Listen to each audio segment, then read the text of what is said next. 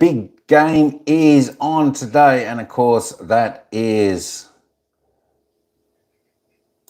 Sydney taking on the Giants in the qualifying final here up at the SCG. We're only 7.5 minutes until the bounce of the ball. It's going to be a fantastic game here today. Most anticipated game, who's going to win the Battle of the Bridge, as they so call it, will be the Sydney Swans, or is it going to be the GWS Giants? Have your vote, folks.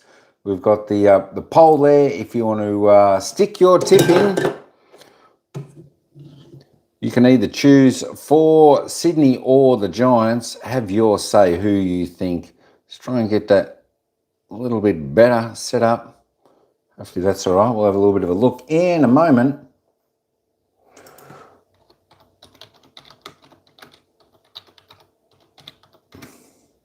All right, we're going to have just a quick glance at this. We're going to have a look at the team lineups. There we go. We have got some... Hang on a minute, that's not quite straight for everybody out there. Carly, welcome back. I tell you what, we'll do a little bit better on this one. Kaylin Dempsey, how you going? Yo, I'll get this, you know, I'm going to get all this straightened up. Let me just do this for a second. Try and get this straightened up for everybody in the house. There we go. I'll leave it on that just for a moment. Let's just have a quick look at the lineups. Of course, for the Sydney Swans, look at those ins. McCartan, Papley, Isaac Heaney, McInerney coming in, out. Francis Cleary, Robbie Fox, Taylor Adams, the subs, Braden Campbell, and of course, for the Giants coming in, Daniels, Cumming, Ash going out. Thomas, McBrown, Haynes, and O'Halloran is the sub. Milestone game, Lockie Ash, 100 games for him. My gosh, why can't I get this level? That's all right. We will work this out. We'll work this out in a jiffy. Don't worry about that. All right, Sydney Swans, Rampy, McCartan, Blakey are the full-backs. Mills, Cunningham, Melican, the half-backs. Warner, Lloyd, Goulden, the centres. Parker, Jordan, McDonald, the half-forwards. Papley, Armity, Hayward is the forwards, and of course the followers are Brodie Grundy, Isaac Heaney, James Rowbottom. For the Giants, Himmelberg, Taylor, Iden, the half-backs are Whitfield, Buckley, Perryman, the centres, Callahan, Green, and Josh Kelly, of course the half-forwards, Daniels, Cadman, Cumming, the forwards, Jones, Jesse Hogan, Toby Green. There you go, we need a big day from those boys, and I'm sure that'll set up the Giants well. The followers are Briggs, Cornelio and Peatling. All right, that's enough of that. Let's get back over to this. Let me get this set up. Actually, you know what I'll do? Yeah, there we go. Centre all. We'll do. Load that up. That's right. Now I've got the chat in. Damn. Yeah, I know, Callum. I know. Tell you what, trying to get all this fixed up and worked out. There it is. Now we've got the worm. That's better. All right, that's enough of me talking. Let's go down to the ground. Thanks for coming in, guys and girls. Yeah, have your pick who you think will win on the vote. Should be a fantastic game. Sydney Swans, they need to have a quick start for this game, or else the Giants might get on top of them early, and it could be danger. We'll see. Let's get down to the ground for a bit of the national anthem, the final 3 minutes, and then we'll get going underway in the qualifying final. Umpires, ladies and gentlemen, and families. In my opening remarks in the local Aboriginal language of this area, I said hello, my name is Lloyd Walker, I'm speaking to you in Darrell, we're on Gadigal land. On behalf of the traditional owners of this land, I'd like to welcome you all here today. Our people have been here since time began. I'd like to pay my respects to elders.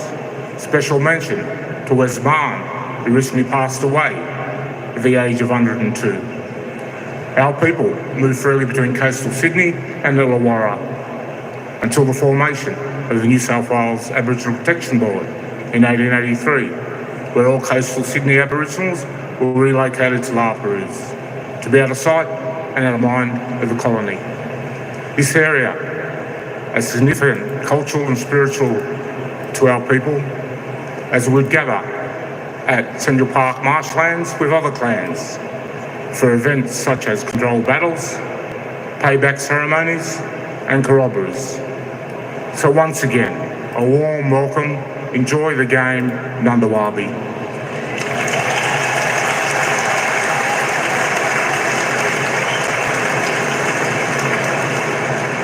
If you are able, would you now please rise, remove your hats and join with the coaches, players and umpires for the Australian National Anthem. To sing the anthem this afternoon, please welcome from the hit musical Hamilton, Australia's Alexander Hamilton, Jason Arrow.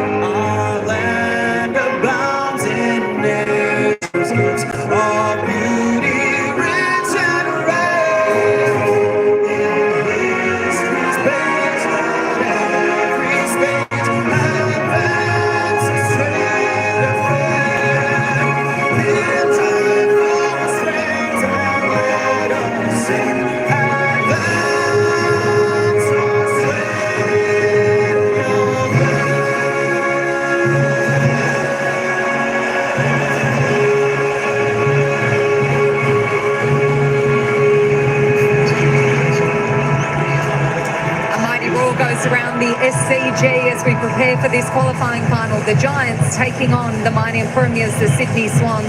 Jason Dunswell, this is what finals footy is about. Two big teams going at it for a spot in the prelim. It is. It's exciting times. You've already picked up one conspiracy theory when we're watching the anthem. The players link arms. They put arms around each other's shoulder. But Stephen Cornelio didn't put his left arm around the shoulder of Toby Green. He kept it down by his side. So keep an eye on his shoulder. He's just protecting it. I think he'll be okay. They're not taking big risks in a game like this. But these are two of the best teams in the comp, and they're going to go at it. And a home prelim on the line. It's a massive opportunity for these two sides. You can see the finals history. We've spoken about it.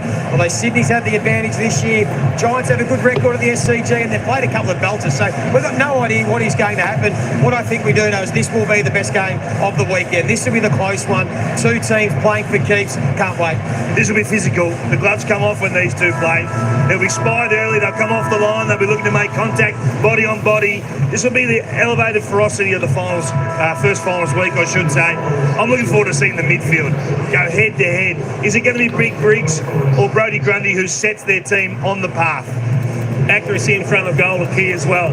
Teams that put themselves under pressure by not taking the opportunities when they present. They can be so hard to come by. This is going to be a beauty, and you want to take those opportunities early. Put scoreboard pressure on the opposition.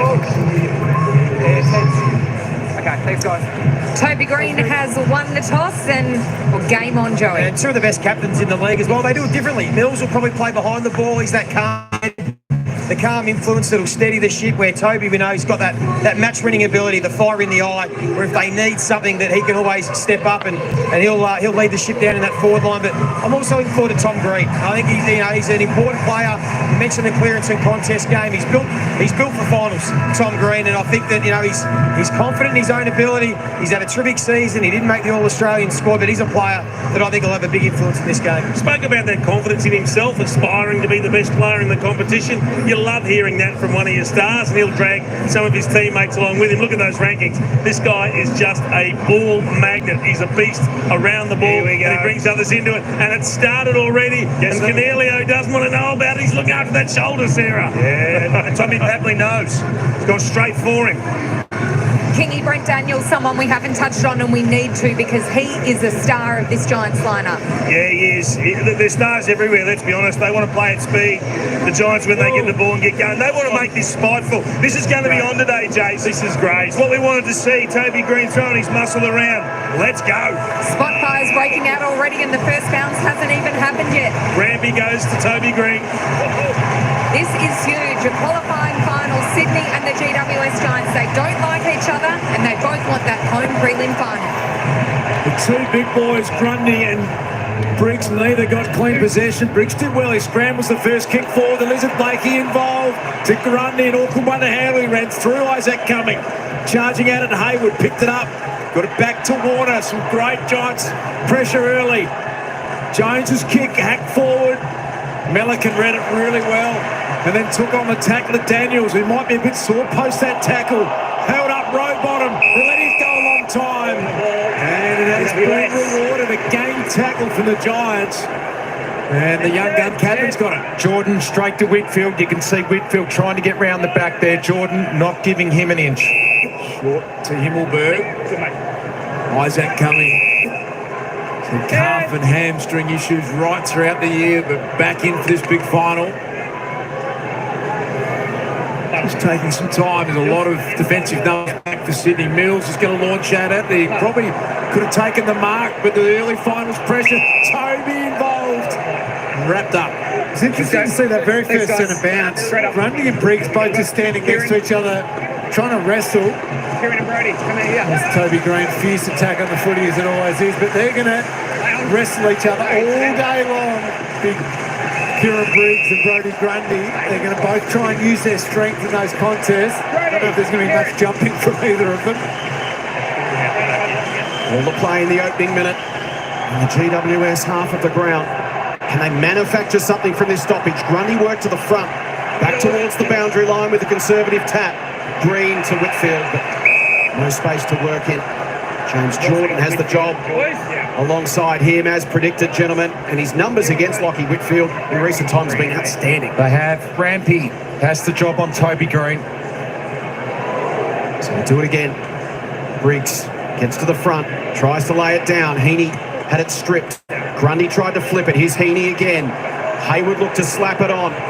Giants set up behind the football. Buckley, Kelly, Iden. Opens up the forward 50. Here comes Hogan. Got a nudge from McCartan. Umpire pays the mark. Good early win for Tom McCartan in the one-on-one. Swans are away through Mills. Beautiful pass to Luke Parker, who takes it cleanly. Sideways one to Chad Warner. They're setting this up, trying to orchestrate a switch that could end up in Nick Blakey's hands, but Giants have defended it really well. So instead, they're looking for a Marty, Logan McDonald. Here's Heaney, the Rolls Royce. Flicks it back to Parker, row bottom, and a little bit of a 1-2. And then Parker to the goal square. Big collision. Himmelberg colliding with the Swans forward. Logan McDonald was a bit slow to get up, but should be okay. Good contest there by Hayward on Sam Taylor. Got that ball to ground, gave them a chance to have a shot at goal. Whitfield pops the kick to Callahan. They link up. He receives it back. Punches the handball to Cumming. Step between a couple, or tried to. Rowbottom got it. And that's the beauty of Rowbottom, Jason. He's a two-way midfielder. He does all of the hard work. Great tackle. Drives it inside 50. McDonald the target. Plenty of support for Himmelberg, and they work it to the line. It's a great point you make, Richard, because we raved about Heaney, Gould and Warner. They can do what they do because of Rowbottom and the work that he does running both ways, and James Jordan as well. So Grundy and Briggs at the other end of the ground. Can Sydney manufacture something here? Shallow throw in. Neither ruck got anywhere near it. Green popped a handball. Cunningham got across. Slapped it to Lloyd. Nowhere for Blakey to go, so he feeds it on. Parker, they keep it moving. Iden came over the top. Himmelberg wins it, feeds it to Jones. Iden, good hands. Green, and out they go. Cornelio hits up Hogan. That's the Giants. That is 101 Giants footy there. Does Jesse wind up from 55? He does. He gives it a ride and kicks the opening goal of the qualifying final.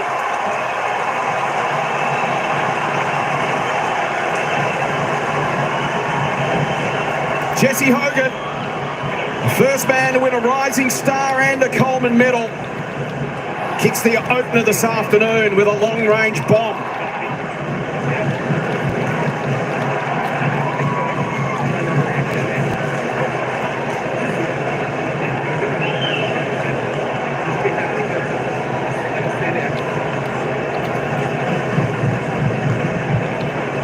This is Giants footy from congestion. Look at those sharp hands, just bang, bang, bang, out to a runner. And Jesse Hogan, the forward craft there, Richo, brilliant. He started out wide and led back into the corridor, and that's why he's kicked 60 goals, 16 from the corridor. He doesn't lead wide. He positioned himself in the right place, went back into the corridor. See there, he's kicked his 70th goal for the year, but just his third from outside 50, Jesse Hogan. As you mentioned, Richo, he gets a lot of goals. His positioning is perfect, thus.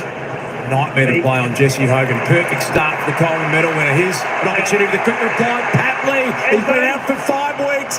Top of the square. Awkward one for the Giants' defence, but they are so capable. Connor Identamble, though, busted back open by the Swans. They trap it inside 50. Parker trying to sweep it back to Rowbottom, but Tom Green in the way. Awkward bounce for Cadman. Toby picked up, though, by Lloyd. Jams it back inside 50. GWS. Free kick going the way of the Giants. Gee, they're precious good, the Giants. 9 tackles already in this game. Briggs, defensive ruck. Me too. It's a 2-on-2 on the wing. Cadman tried to work Melican under it. He got a fist on it. Sweeping onto it was Ward. Here they go with a run up the middle again. Perryman and Whitfield. He's run down from behind. They get the turnover. Chance for the Swans through Jordan. Kick gets over the back of the contest. Amadi versus Iden. Amadi will get there first. Iden will work him to the line. Just at ground level, you can see you've just got a split a second to make a decision with the ball in hand. Those ones who can just take the extra moment and just execute under pressure. It's going to be so important. Gee, that was good by Cunningham, wasn't it, Bolts? Just that chase down of Whitfield, because as you said, you've only got a second, but it looked like Whitfield was out, but Cunningham shut him down. James Jordan will be very thankful for that one. Swans get a look at inside 50 on the back of it. Perryman was well tackled. Kelly's kick was under some pressure. Toby McMullen tried a little sneaky handball.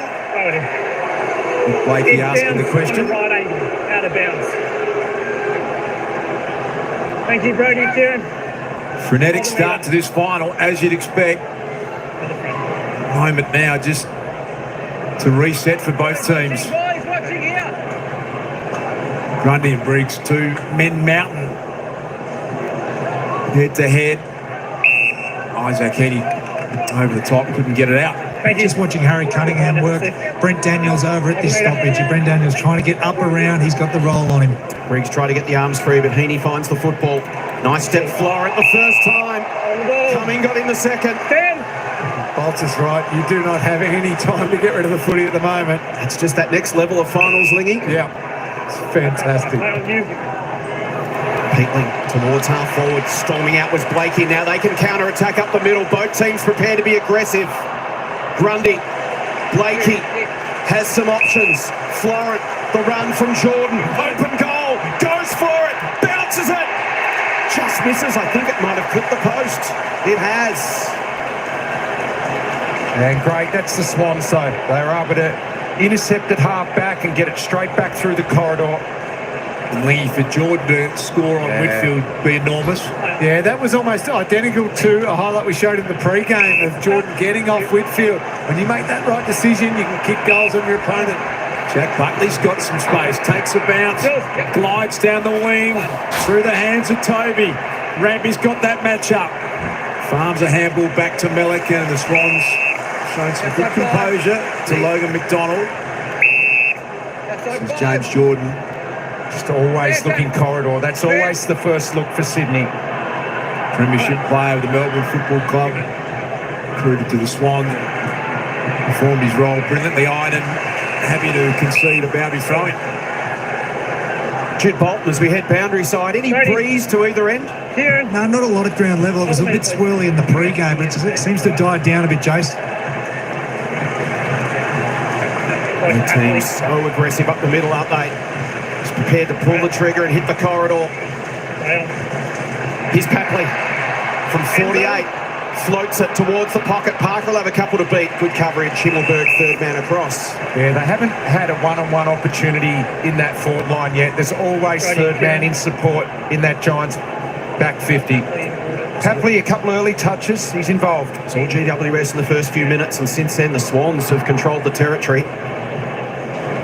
Briggs and Grundy lock up again. Rowbottom against Green. It's taken by Tom Green. Punches a kick out wide. Cornelio the target off his fingers. And out. What a spare seat here at the SCG for this final. Brilliant for football in this part of the world. Home prelim final for the winner.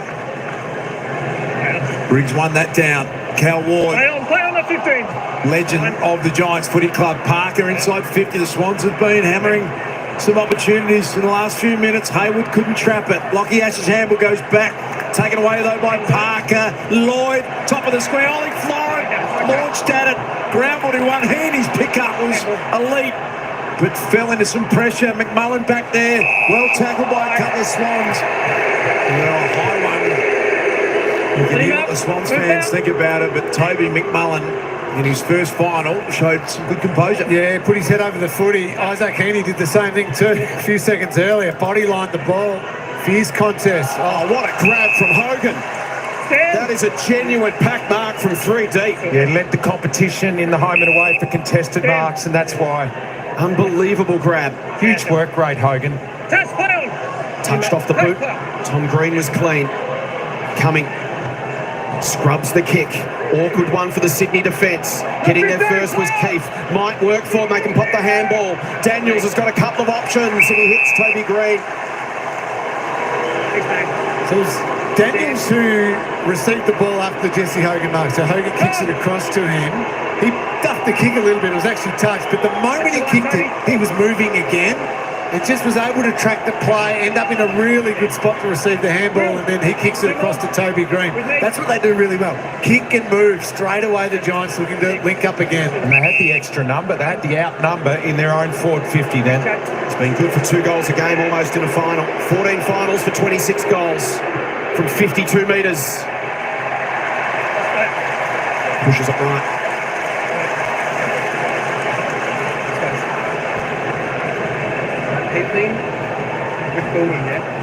Mills to Florent.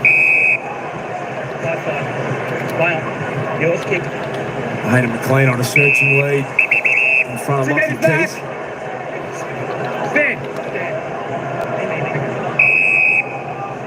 Sideways one back to Ollie Florent. Just trying to massage their way through this zone of the Giants. Prepared to concede some ground. Back to McCartney, and just look at the Giants really now press up. See if they can apply some more pressure, and they force the kick long down the line. The direction of McLean, fisted away from McLean, but he's drawn a free kick. Getting involved, McLean, playing in front, gets the free kick. Hayden, come back around. Great story in his own right. Overlooked in the 2017 and 2018 drafts, had to go to South Australia to pursue his career, and he's become a really important piece of the puzzle for the Swans. Too strong. Buckley didn't complete the mark though. Florent's kick was smothered. Ricochets back to Tom Green. Here's Toby. Rampy closes him down. Applies a good tackle. Trapped him with the footy. That is going to be a match-up to save a Rampy and Toby Green. So the Giants' defence holding up. 8 inside 50s for Sydney. They've only taken 1 mark forward of centre, the Sydney Swans. Daniels worked hard.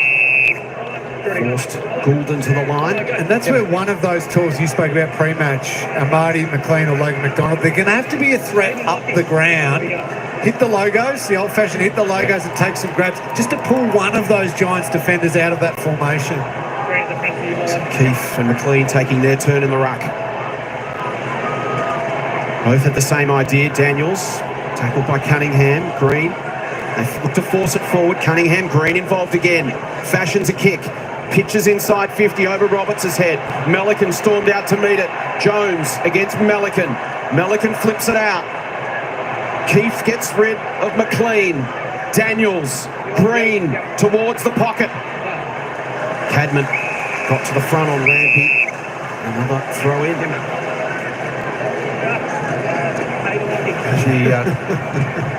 Fierce contest, that one, all day. Gee, Tom Green, does he hunt the footy, Lingy? 6 ground ball gets already. We've seen in finals, ground ball gets, they are king. If you can clean that area up. Daniels with a right foot banana, top of the square. McCartan was in the box seat to defend it perfectly. Thanks, guys. Thanks, Jesse. Roberts, with a quick restart to Mills. Kick over the top to Lloyd. He's got a runner. McInerney ignores him. Goes a little deeper. Good option. McDonald. That run of McInerney, though, it drew Buckley away from McDonald. Great run from McInerney. And now gets the benefit, Richo, from 52 metres. Kick not quite so good as the run. Taylor cuts it off. Callahan's handball showed it to Warner. Ash got a hand in, it was important. McInerney met him solidly. Warner taking the ground. Whitfield. Taylor. Peatling had to wait. Popped a handball. Here goes the speedster. Jones will want to light it up. Kick towards Hogan, missed the target. And Rampy can clear for Sydney. The target he likes on the wing. Great contest and courage from Cal Ward. Their names and words that are synonymous. Cal Ward's been doing that his whole career, and that is a good contested mark.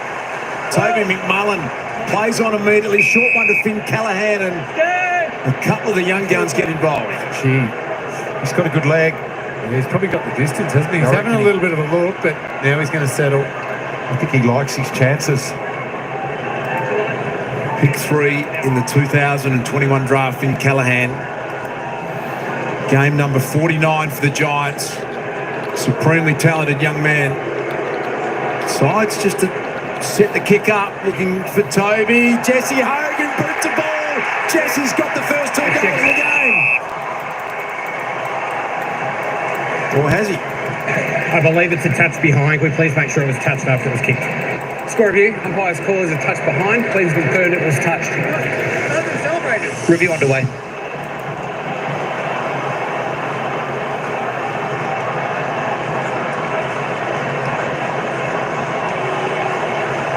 Might have been touched twice.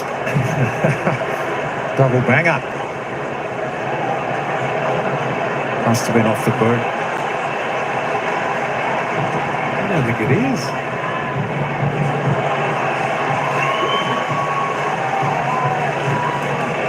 I think you're right, Lingy. Squeeze Review that through, complete. hasn't he? Looking this angle, there is a gap between the ball and the players at all times. Decision on scoreboard.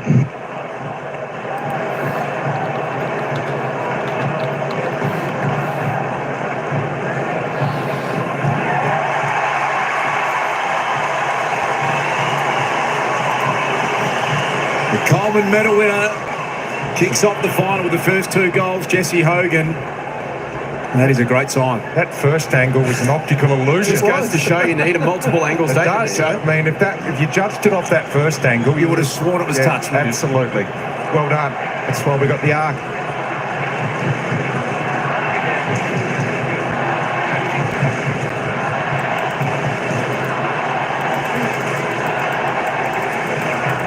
Just check the kick at the last second then. Callahan. Just some Sydney defenders almost standing around just assuming he was going to have a shot. They were slow to react, and Jesse Hogan the quickest. Great awareness. Great start by the Coleman medalist. They look a lot more dangerous in their forward 50. The Giants at the moment. 9-8 inside 50s to Sydney, but the Giants with the only 2 goals. Warner tries to explode off the back of the contest, and Peatling will have none of it. In fact, he wins the football towards half forward, and Callahan's being a problem. All that Matt Roberts can handle right now.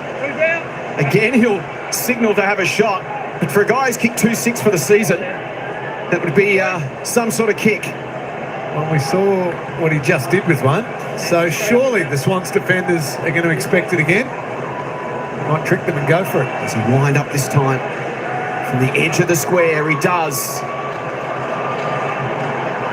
The big difference in the game is just how dangerous the Giants are forward of centre. They've taken 6 marks forward of centre, a couple inside 50. Down the other end, the Swans have had opportunities, the same amount of inside 50s, but to be honest, haven't looked like marking it.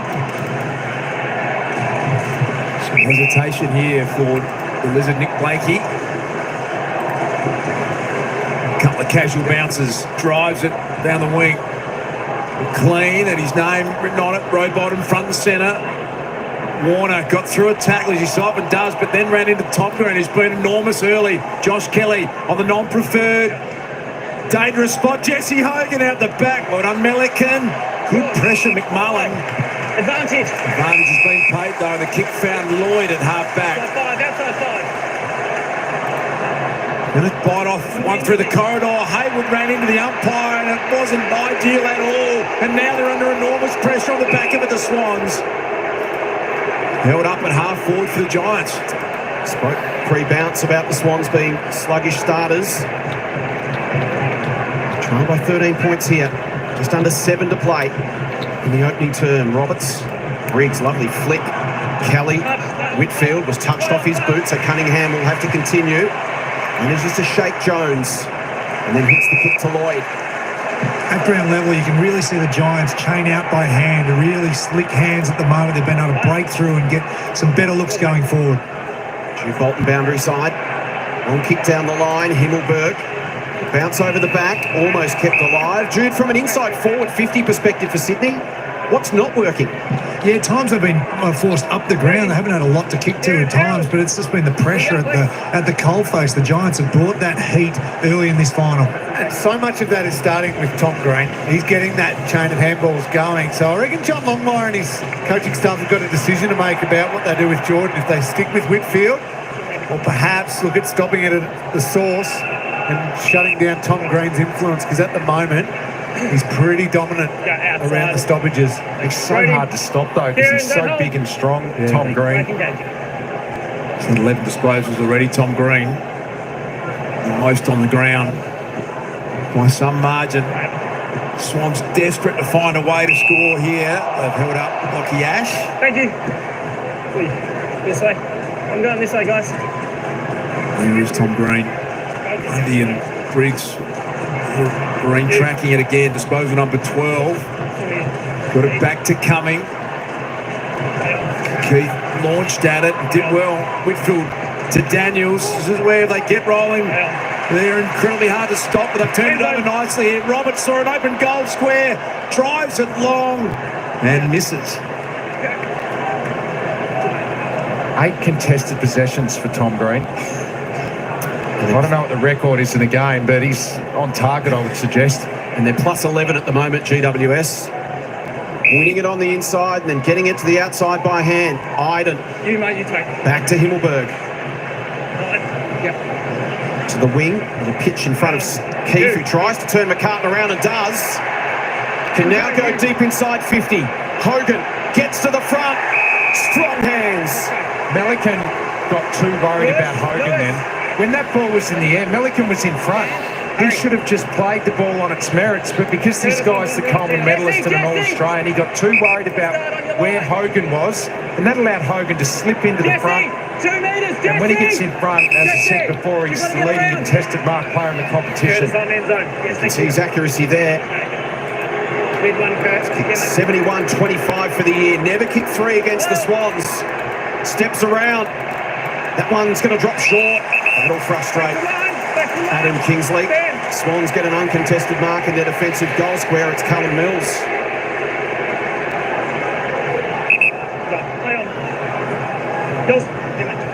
Mills here's that to Melican, and they had McLean out the back. The handball was a little bit pedestrian in the end for Cunningham, and now Warner will try and bust through a Kelly tackle. Melican followed up nicely. Kick to the one-on-one. Taylor and McLean. So hard to play against Taylor. Marty got rid of Buckley. Getting back Perryman, and Marty trying to keep it alive. He got the fresh air swing, and it went through for another Swans behind. Wait for the signal. Okay, move out. So got 1 kick for Chad Warner and 1 kick for Errol Goulden. Goulden averaging 27 a game this season. Spoke pre-game about his record. Incredible against GWS. Can't get into the game yet. Grundy belts it back in the McInerney direction. Committing the body was Haywood. Tidy pick up Perryman down the line for McMullen. Now he's got Cumming. Searching to half forward. Green in the middle of that pack. Great job from Keith to just split the pack. In the process, gives away the free kick. He skittled all those Swans defenders and they were out. Free kick against Lockie Keith. Mills back to the wing. Grundy. Now just inside the line. So final 3.5 minutes of the opening term. Swans never held goalless in an opening quarter against GWS. Got 3 minutes to rectify that. Amadi provided the option. Buckley at the back. Callahan's been busy in this opening term. Another searching kick to half forward. McCartan versus Hogan. Hogan forced a contest. Cadman there. Roberts is surrounded, needs to clear the zone, can't. Peatley now to Hogan. Pops it inside. Multiple options. Green so strong through the body. Straightens up. And misses. Gee, they're just getting more numbers to the contest at the moment. There's a massive outnumber at half forward there, wasn't it, Richo? To clean it up, and then he called Jace the strength through the hips of Green to shrug the tackle. I think we're all going for our pens to just put that one in the book. He doesn't miss those. It's like the Swans are slightly rattled at the moment. Warner, this is what we've seen so much of. Takes a bounce, backs himself in, but ran into some pressure. You're free. Outfield free kick will work. Hayward to Heaney. Goal square's open. Tried to step Whitfield. Whitfield did well. Florida to Papley. Kept his feet initially. Burrowed his way back in, Papley. But the Giants' defence are so hard to get through. Bounces out. Rowbottom. Bending it. Can he kick that first? Oh, they needed that. And Rowbottom delivered it.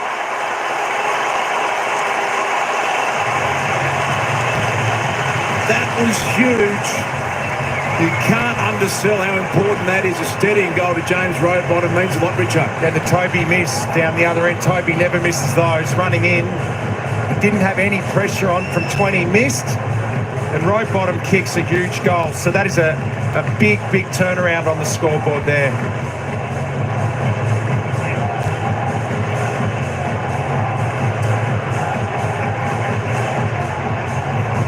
It wasn't pretty by the Swans, but they just kept surging it forward. Numbers at the contest. We just spoke about the fact the Giants were getting great numbers at the contest. Repeat effort, coming back to the ball, and then the work rate and class of Rowbottom to finish with a goal.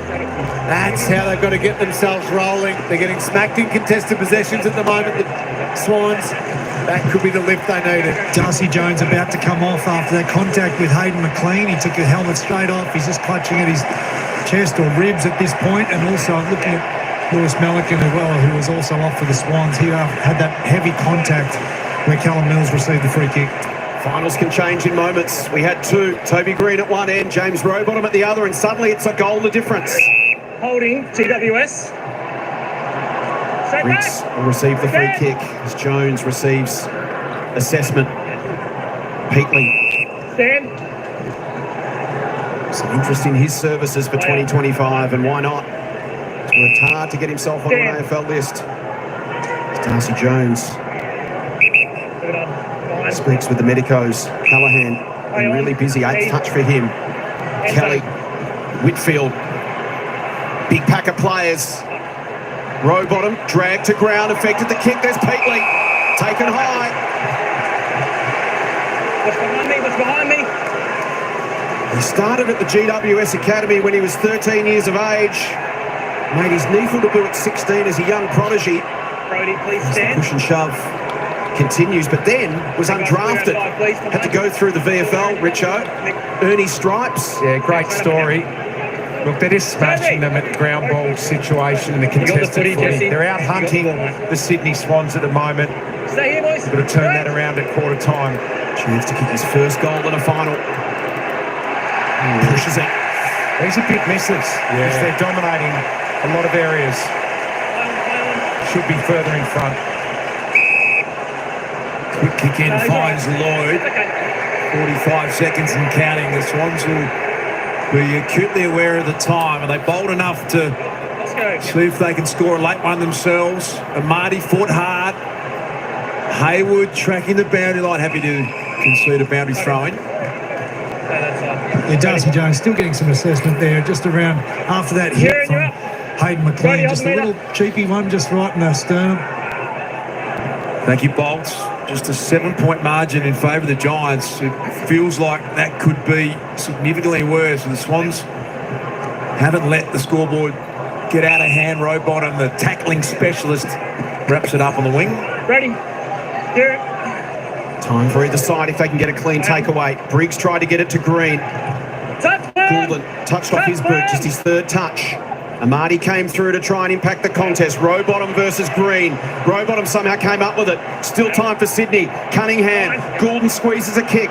Pitches inside 50. Buckley will work it towards the line. Stood up well. Ash ran it out of bounds. He knew exactly what he was doing. Yeah, professional eye. They don't even see the boundary line. I'm on the wrong side of it. My apologies. Brody, hold the meter, please. There's Darcy Jones. So final 3 seconds.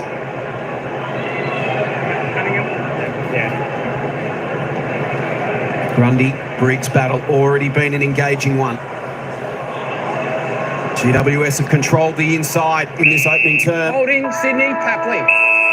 Free kick to Papley. Right on quarter time. He will be 60 from goal. There's no time delay. No. Stand up. Isaac. No, there's no is that time 50? delay. There's no time delay, 50. Wow. Hasn't returned it to Papley. And play on. He sets up and hits the barrel. Oh, and we're on. And we are on. There we go. The Battle of the Bridge, September style. And Patley and Toby at the bottom of that. No surprise. This was always going to happen. Odds on Papley and Green. The two teams let off some steam after a tense opening term. And the two main agitators in the midst of it. Tom Papley and Toby Green. It's GWS at quarter time at a packed SCG. The Giants 2-5-17. Sydney 1-4-10.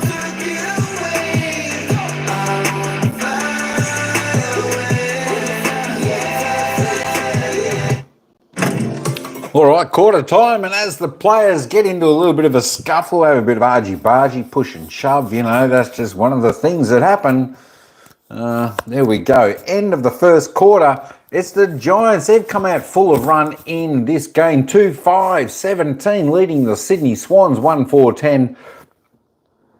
This is exactly what the Giants need to do, folks. This is what the Giants need to do. They need to get on the front foot. They need to have plenty of run and and leave Sydney chasing in the wind. But that being said, nice fight to finish the first quarter. Certainly was Addy G. I tell you what, Papley and Toby Green could be on a little bit more as the game continues. Let's see. 7 points to margin here at quarter time. Giants would be happy, but probably not with their errors in their scoring. I tell you what, this is a team, Sydney Swans. You don't want to miss your shots against them. It'll come back to bite you in the butt. And we might see that later. All being said, I think Sydney, although they've only got 1 goal for, I think they'll be very happy where they sit right at this moment. Only 7 points behind the Giants. I think Sydney were good. The Giants definitely came out running and brought it to Sydney straight off the bat. Let's just have a quick look. Where are we at the player stats for the match? Let me load this back up. And load it back up. What's going on? My gosh, folks. There we go. Tom Green, GWS Giants leading the way on 12-6-6. And a good quarter. Josh Kelly up there with 9. Top 2 for the Giants. The best for the Swans. Rowbottom and Lloyd both with 8. Isaac Heaney, need a big game from him.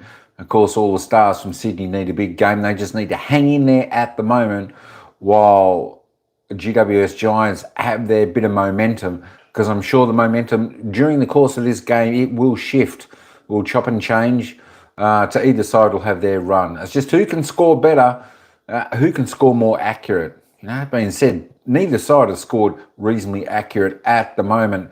Isaac Heaney just 7 touches at the moment. Lockie Whitfield, just a 6 there. Also for the Giants, so both teams will be happy keeping those players quiet. Luke Parker with 6. 3 kicks, 3 handballs so far. Chad Warner, there's one of the guns there for Sydney Swans. Very, very quiet. Hardly saw him at all. Tell you what, Sydney need him firing if they want to have any chance at this game. 5 disposals, that's it. 3 kicks, 2 handballs, 1 mark. Jesse Hogan, opening goal scorer of the game there for the Giants.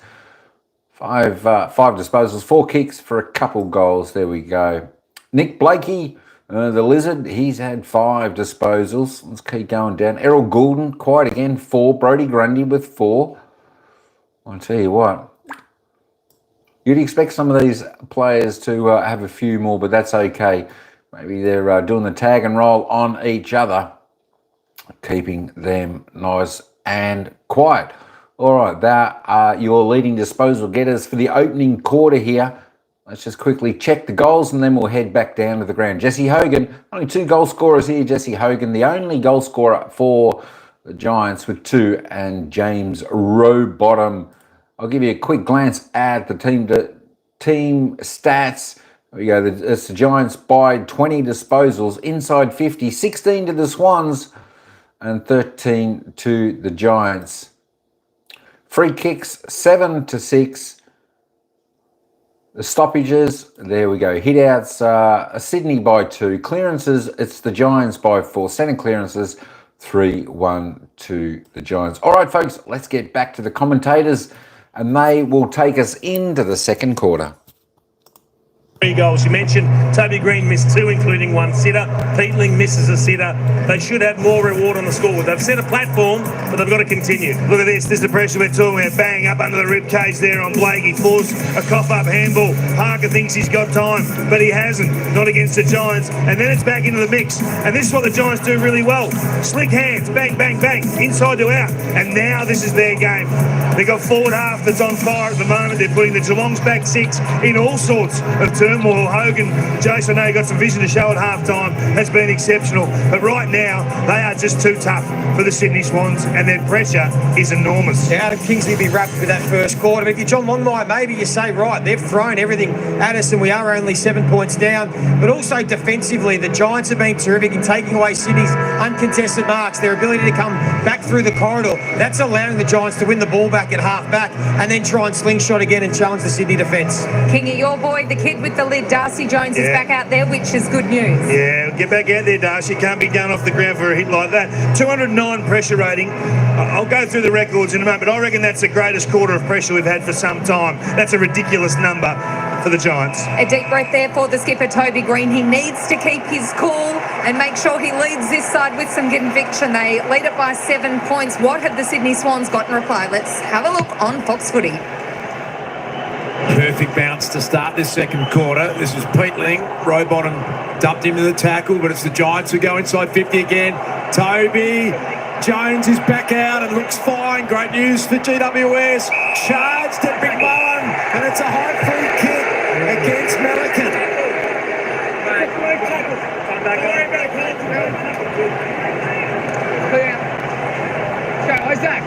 Isaac, Chad, come out.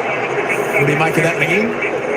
I'm not saying free kick there, does. I don't think it was there. No. It was a good, strong tackle by Melican. The umpire inside 50 side on didn't pay it. It was from outside the area where it was paid. Youngest player out there in this final, Toby McMullen. Big moment for him. He steers it home and kicks the first of the second quarter.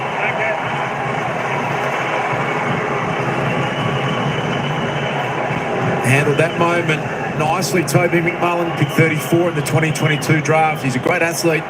Second fastest in his draft combine, over 20 metres, and top 10 for agility in the running vertical leap. He's fitted in nicely into this team. It's a good athletic profile, isn't it? Yes. Look, they're just getting to the ball first at ground level. So when you do that, you do get free kicks. This way, guys. Let's have another look at it here. It was that initial... Maybe, yeah, that swinging arm. Initial contact that the umpire that was front on there did see that. You've seen them not paid. Technically, yeah, you could say it was there.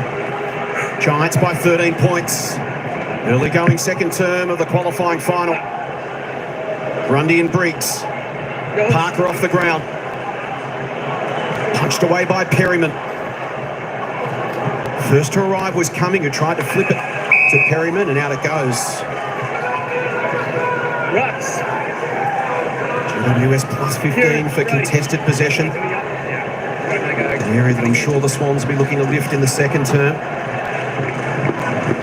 Gimbal's just dropping off Luke Parker as the spare here. Both rucks try to get to it again, can't do so. Heaney, Perryman, immediate tackle from Papley. The record for contested possession in a game was Ben Cunnington, 32 he had in 2018. 32 in a game. Well, Tom Green's had 7. He's got a bit of work to do. The next best was Libba. He had 28. So he's on, if he keeps up his current rate, he might catch Libba, but gee, Ben Cunnington, that's incredible. 32 in a game. And the Kings are looking frustrated. Side lead by 13 points. Isaac Heaney with an opportunity to pump the Swans back inside 50. With his 8th touch, Lloyd's had 8 and Rowbottom's had 8. Well, Green's had 12 for GWS, 9 to Kelly. Short and sideways to Harry Cunningham, who's paying a lot of close attention to Brent Daniels. Now just unloads the long bomb. Can they get a contested mark? Hard to do that on Sam Taylor. Hayward came flying through, missed the footy. High free kick. Patley's drawn one here.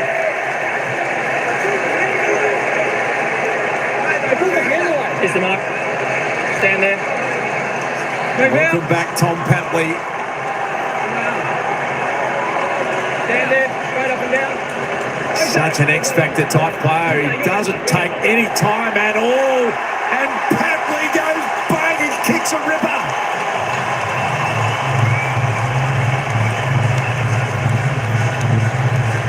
That's why they love him, Tom Patley, and he wants to get in the face of the opposition. Look at him, he's giving it to everyone. The Pat, 5 weeks out. And there's little spot fires around the SCG. You've got to love Tom Patley. What about the flex after the snap?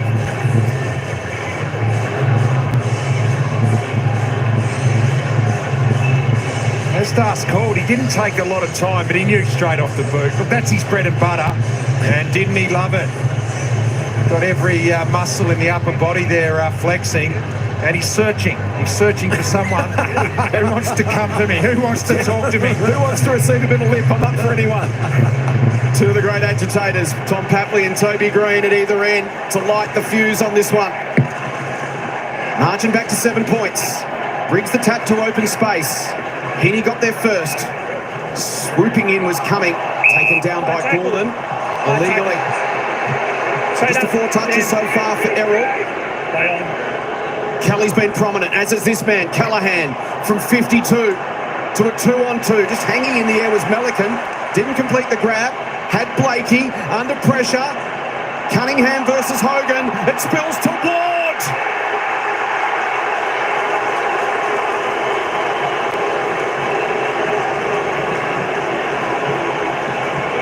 And the veteran makes no mistake.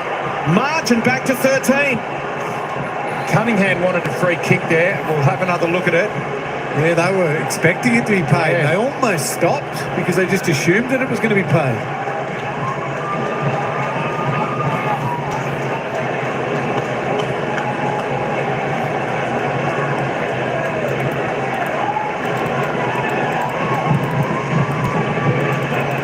Melican with the drop mark, he'd be dirty on that one, and then great pressure by the Giants. This is the one with Cunningham. He just expected a free kick to be paid. It wasn't. And Cal Ward in game number 314 slots a beauty. But just the pressure there, making Blakey just flick away a dangerous handball to nowhere at the top of the goal square. That's what pressure brings. Cal Ward, what a career. Captained the Giants for 157 games and still firing in this final. Awkward one from Mills. Jones put some good pressure, sliding in Grundy. Buckley in front, takes a nice intercept mark. Here is the Giants veteran. Outside 5. His first Giant to 250 games. He's embraced the wing role so well, hasn't he? He was inside mid for so long. And that wing role perfectly. Just the sheer size of Briggs. Stand there. Almost impossible to get around. Neither team's being able to intercept in this game. It's being at least being neutralised and got to ground. We've only seen 3 intercept marks in the game so far. Played 3 finals prior to this one this afternoon. 0-1 his return in finals, and that has been a bit of a challenge for Kieran Briggs. That's a shank, that one. 2 goals, 12 for the year, big Kieran. 9.21 for his career, so not the strong suit.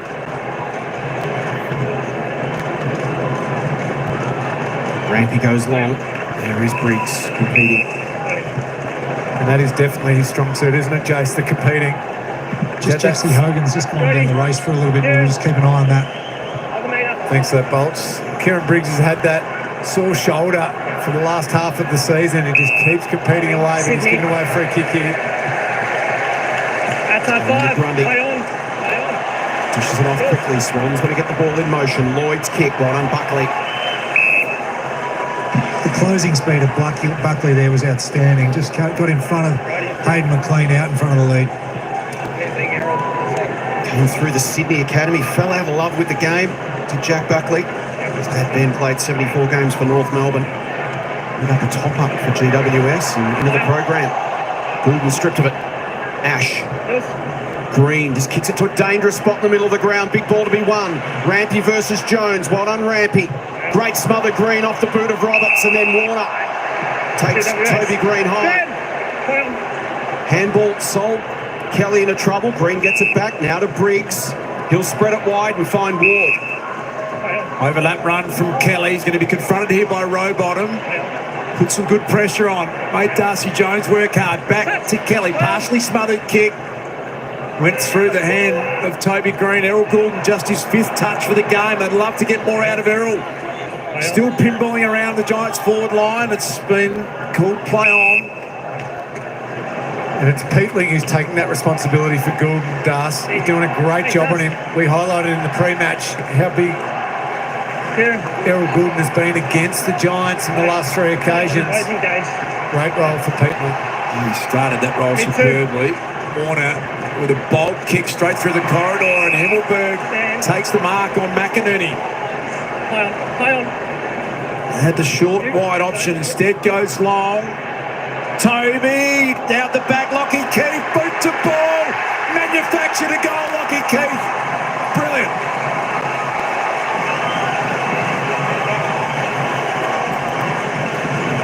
What a great role player Lockie Keith has become for the Giants. It's his 10th season at GWS, spent 4 at the Magpies prior to that, and that is a big moment. He's taken it to perfection. It was a great contest in the marking contest. I think it was Toby Green who just launched himself at it, forced the ball over the back, and nice little opportunist goal for the big man. Here we go, guys. Let's go.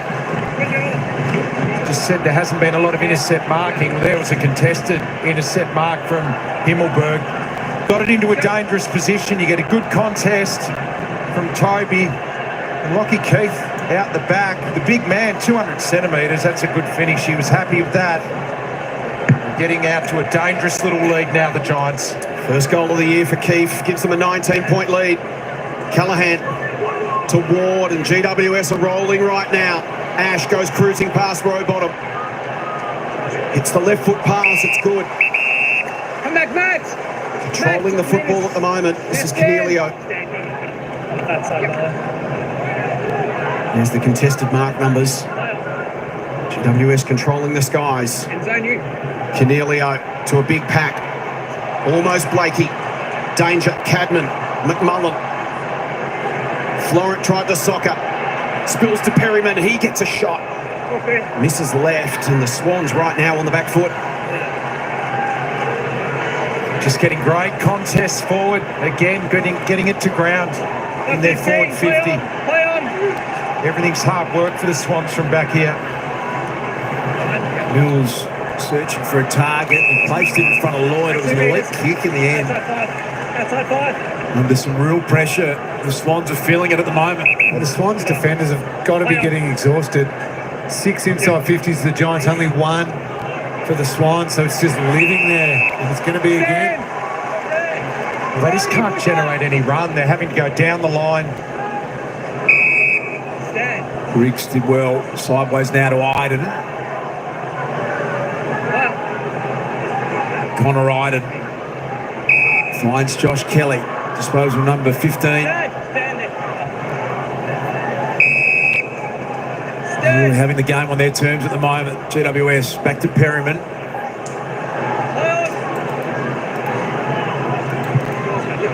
Sticks it out wide. Taylor, brilliant hands. Another mark forward of centre for the Giants. That's 19 for them. And Sydney, they can't get anything going forward of centre. They've only taken 5 marks forward of centre, none inside their forward 50. Just being able to work their ways through this defence with ease at the moment. Isaac Cumming, the next link in the chain. Short one's on to Ash, and Swans' defence have been caught out. Yeah, now they're just becoming a bit reactive, a little bit of exhaustion's kicking in, and they're standing around guarding grass a bit, so the Giants are just picking their way through. Some forwards have got to start winning some contests, take some pressure off the backs. 100th AFL game for Lockie Ash. Hasn't kicked a goal this year. Gets close to the man on the mark, gives it a good ride. O'Keefe's taken the mark just inside the line, has he? Just wait. What'd you see?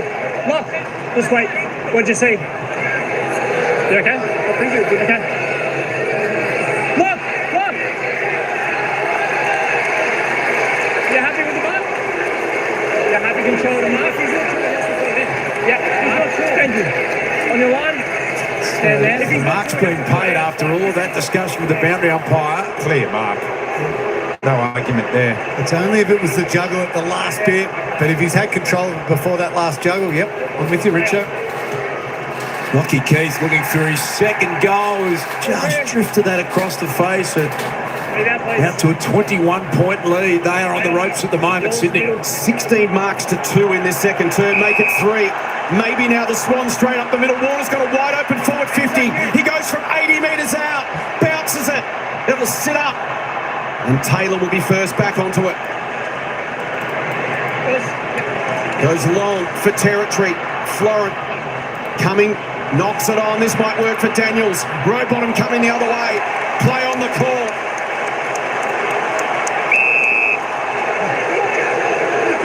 She got hammered there, Daniels. He's got straight up. Look at this contest here. Swans. That's right. Great play by both players. Outstanding footy. That's finals, isn't it? Fierce contest by Daniels. Rowbottom coming the other way.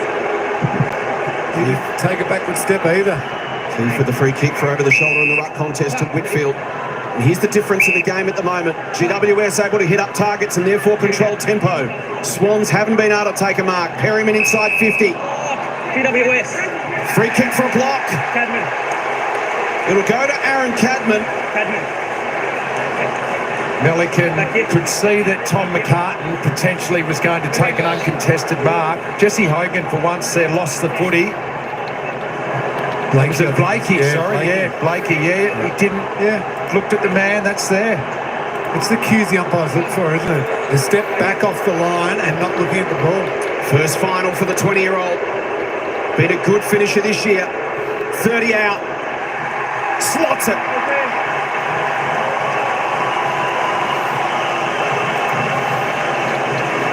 .27 points the margin. This is becoming something. Frustration for Nick Blakey. GWS have kicked 4 goals to 1 in this second term, and their 7-point quarter time lead is now 27.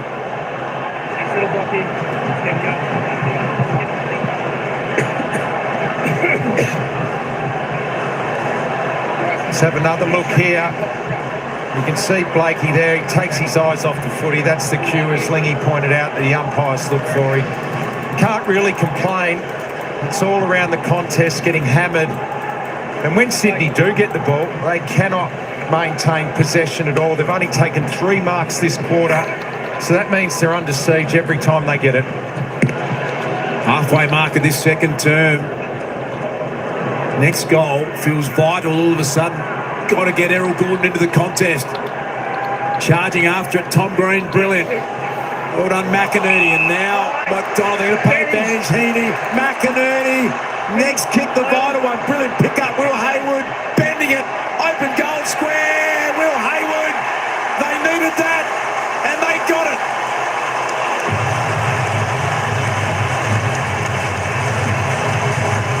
Classy finish from Will Hayward, right against the flow of play.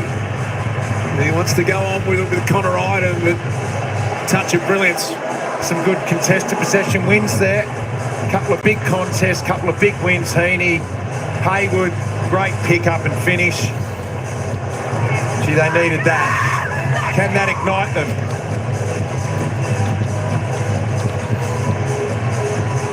Well, Richo just highlighted the contested possession numbers. This is what they need to do. Strong in their contest. Couple of handballs. Not a perfect kick, but has that pick up from Hayward.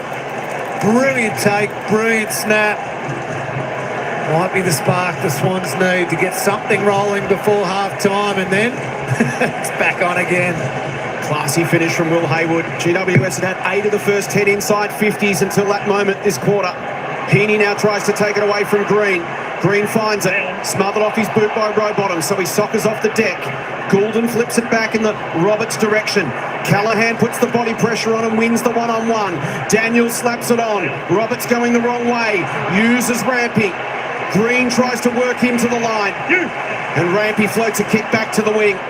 Papley waited to see if it got over the top. It didn't. Iden did well.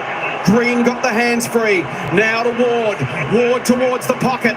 In from the side will come Green. He'll stay down. It'll get to the back. McCartan looks to clear. Buckley will arrive. Did just enough to get it to the deck. McLean, a massive ground ball. McDonald had to be quick. Hoists it high.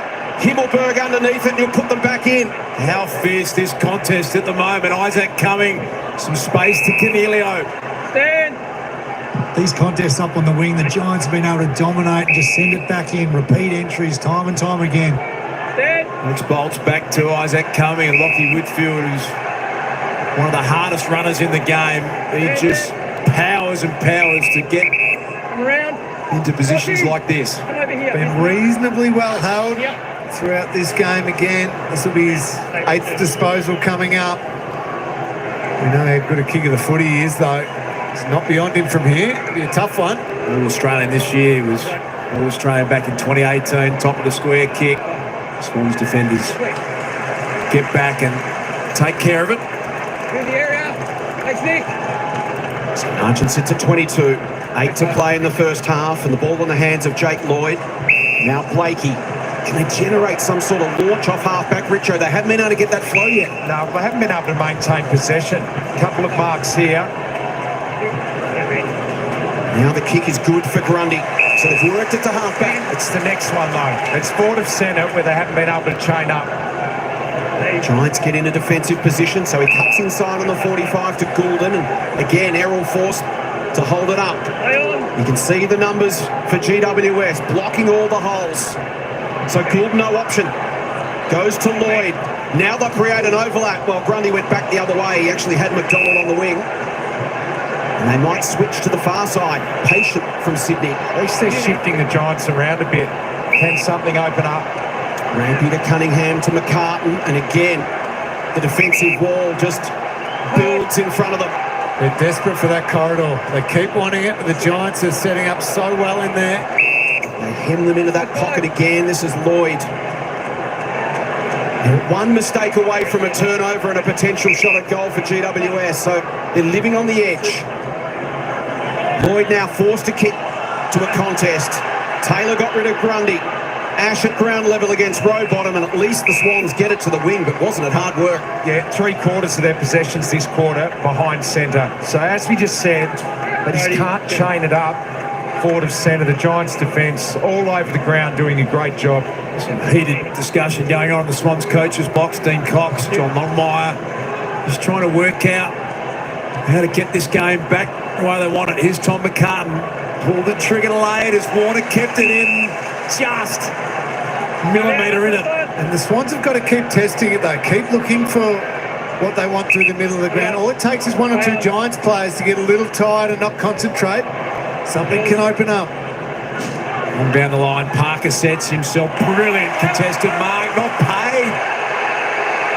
Wow, he had 99% of it. That doesn't count. And Jesse Hogan, the vice-like grips, honours the lead at Cadman under some serious pressure. Free kick going the way of the Giants. The arm came around. He hugged him. The free kick happened back here. The umpire was right there. As soon as that arm goes around, you're in stride. Stand there, please. It was good body use by Cadman though, wasn't it, to keep that front position. Move out now, Harry. Well, that's that Parker grab. That's a mark, isn't it? Got a fair bit of it. You're right, Lingy. He knew that he'd taken space a little bit early, so he just held his ground, held his space, and drew that free kick. Number 1 pick from the 2022 draft. Beautiful looking set shot. Aaron Cadman. Big time goal. He's got his second.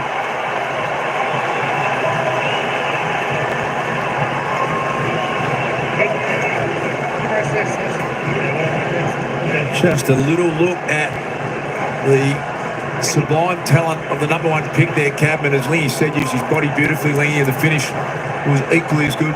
Yeah, just fought for it. Fought for that position, knew exactly where the ball was going to drop. And on an experienced defender, that's good play. For a young player, only in his 34th game.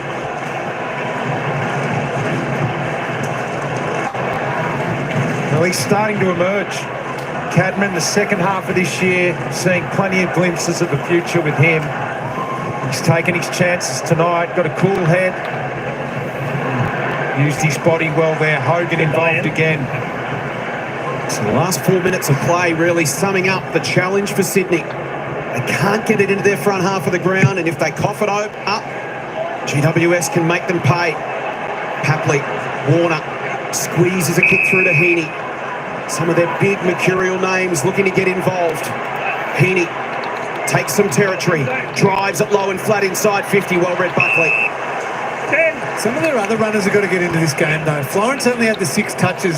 McInerney's had the 2. Mills has only had the 5. Some of their better ball users, better runners, creators through the middle. It can't just be left to Heaney, Warner and Goulden, because a couple of those players have been pretty well held at the moment. There's Cadman again with good strong hands. We'll go to a one-on-one at 50. Rampy work to the front. It'll spill over the back for Green. Waits for the bounce. Doesn't get it. Support arrives. Lovely pick-up, Heaney. In one motion, finds Cunningham. And he's trying to lift. He's trying to get his team back into it. Hapley has pushed all the way down deep into defence. We've seen this so often where there just isn't movement that is appealing. Patley looking around. Well, eventually one of your forwards has got to take a mark down the line. That's what they're searching for there. McInerney involved, James Jordan. Giants have been so strong around these contests. Didn't go in. Thanks, mate. He's thrown up. Giants coaching staff there, Adam Kingsley. We're pretty happy with the way this game's unfolding. Perryman, a high one inside 50, and now they get an intercept mark to Mills. Can they launch something on the back of it, Sydney? Go short to Warner. Happily on in the middle. Yep, great kick. Great kick, and that might open things up now. He can turn and go. He's only got Heaney short. Hits that option. Iden did well, got it to ground. Heaney versus Iden. Iden kept his feet. Slaps it into space. Buckley taken down by McDonald. Play on the call. Papley retreats to Goulden. Just got an outnumber in there. Forward 50. You can't go quickly here, Goulden. Giants have got good representation back. Eighth touch for Errol Goulden.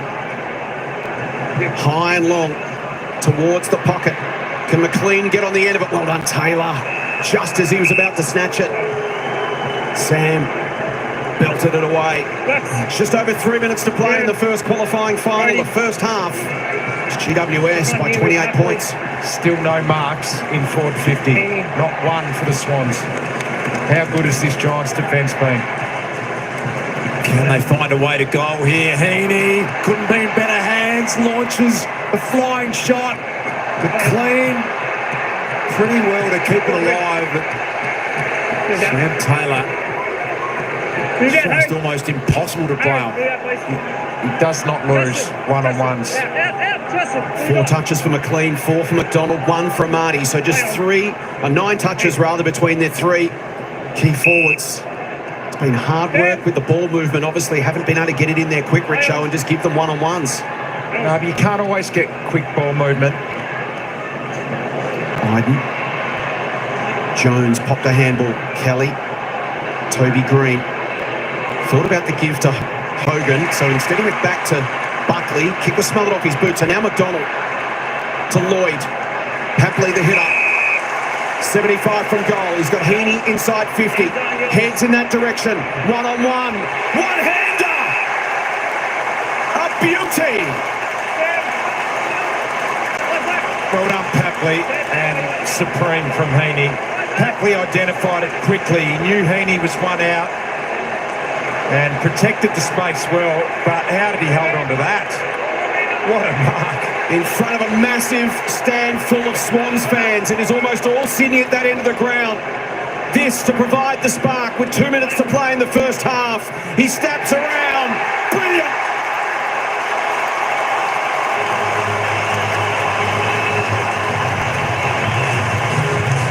Maybe that's the spark they need. Well, he's the one. He's the man, Lingy, trying to lift this team. That's inspirational. It's only 21 points, and they're the highest scoring team in the comp, so they can get going. That was very important.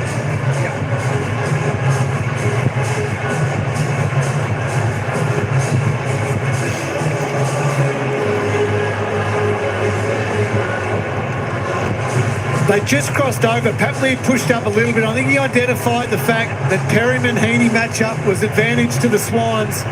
Got it to advantage side, but still, that takes incredible class, strength, everything for Heaney to mark that. And then nailed it, much to the joy of the Sydney Swans fans. He's the one who's trying to get his team up and moving. Get that spirit back. A touch of individual brilliance from the superstar Isaac Heaney Mills. They'll pay the mark here. McInerney launched at it. Logan McDonald held up. Heaney inside 50 now. Perhaps in the second half he goes forward a little bit more. Briggs clean possession. Hurried kick forward by Kelly. Rampy cleared a pass for Roberts. Impressive young player. Whitfield and McInerney. Free kick, Sydney.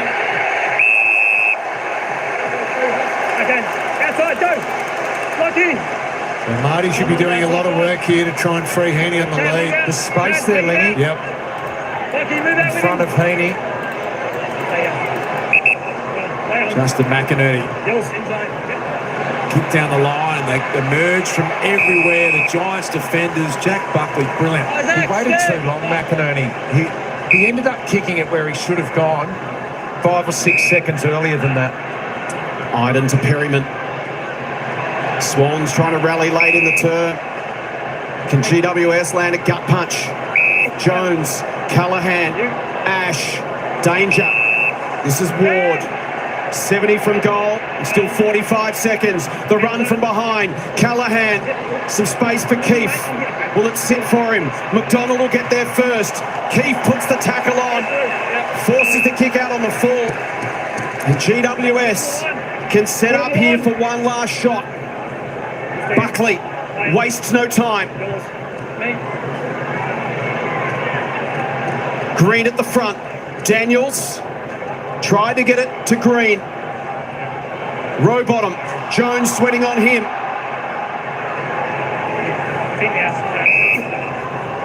15 seconds and the Swans need to be tidy. Almost every player on the field is around this ball up. There's 15 seconds. Keep your eye on Toby. They'll be charging through. Oh, Rampy hacked it out of mid-air. McDonald held up. here, Sydney. Free kick. Let's go. Mark's here.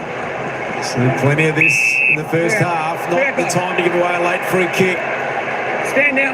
If you're a Sydney Swan, 15 metres out from your own goal line as the half-time siren sounds.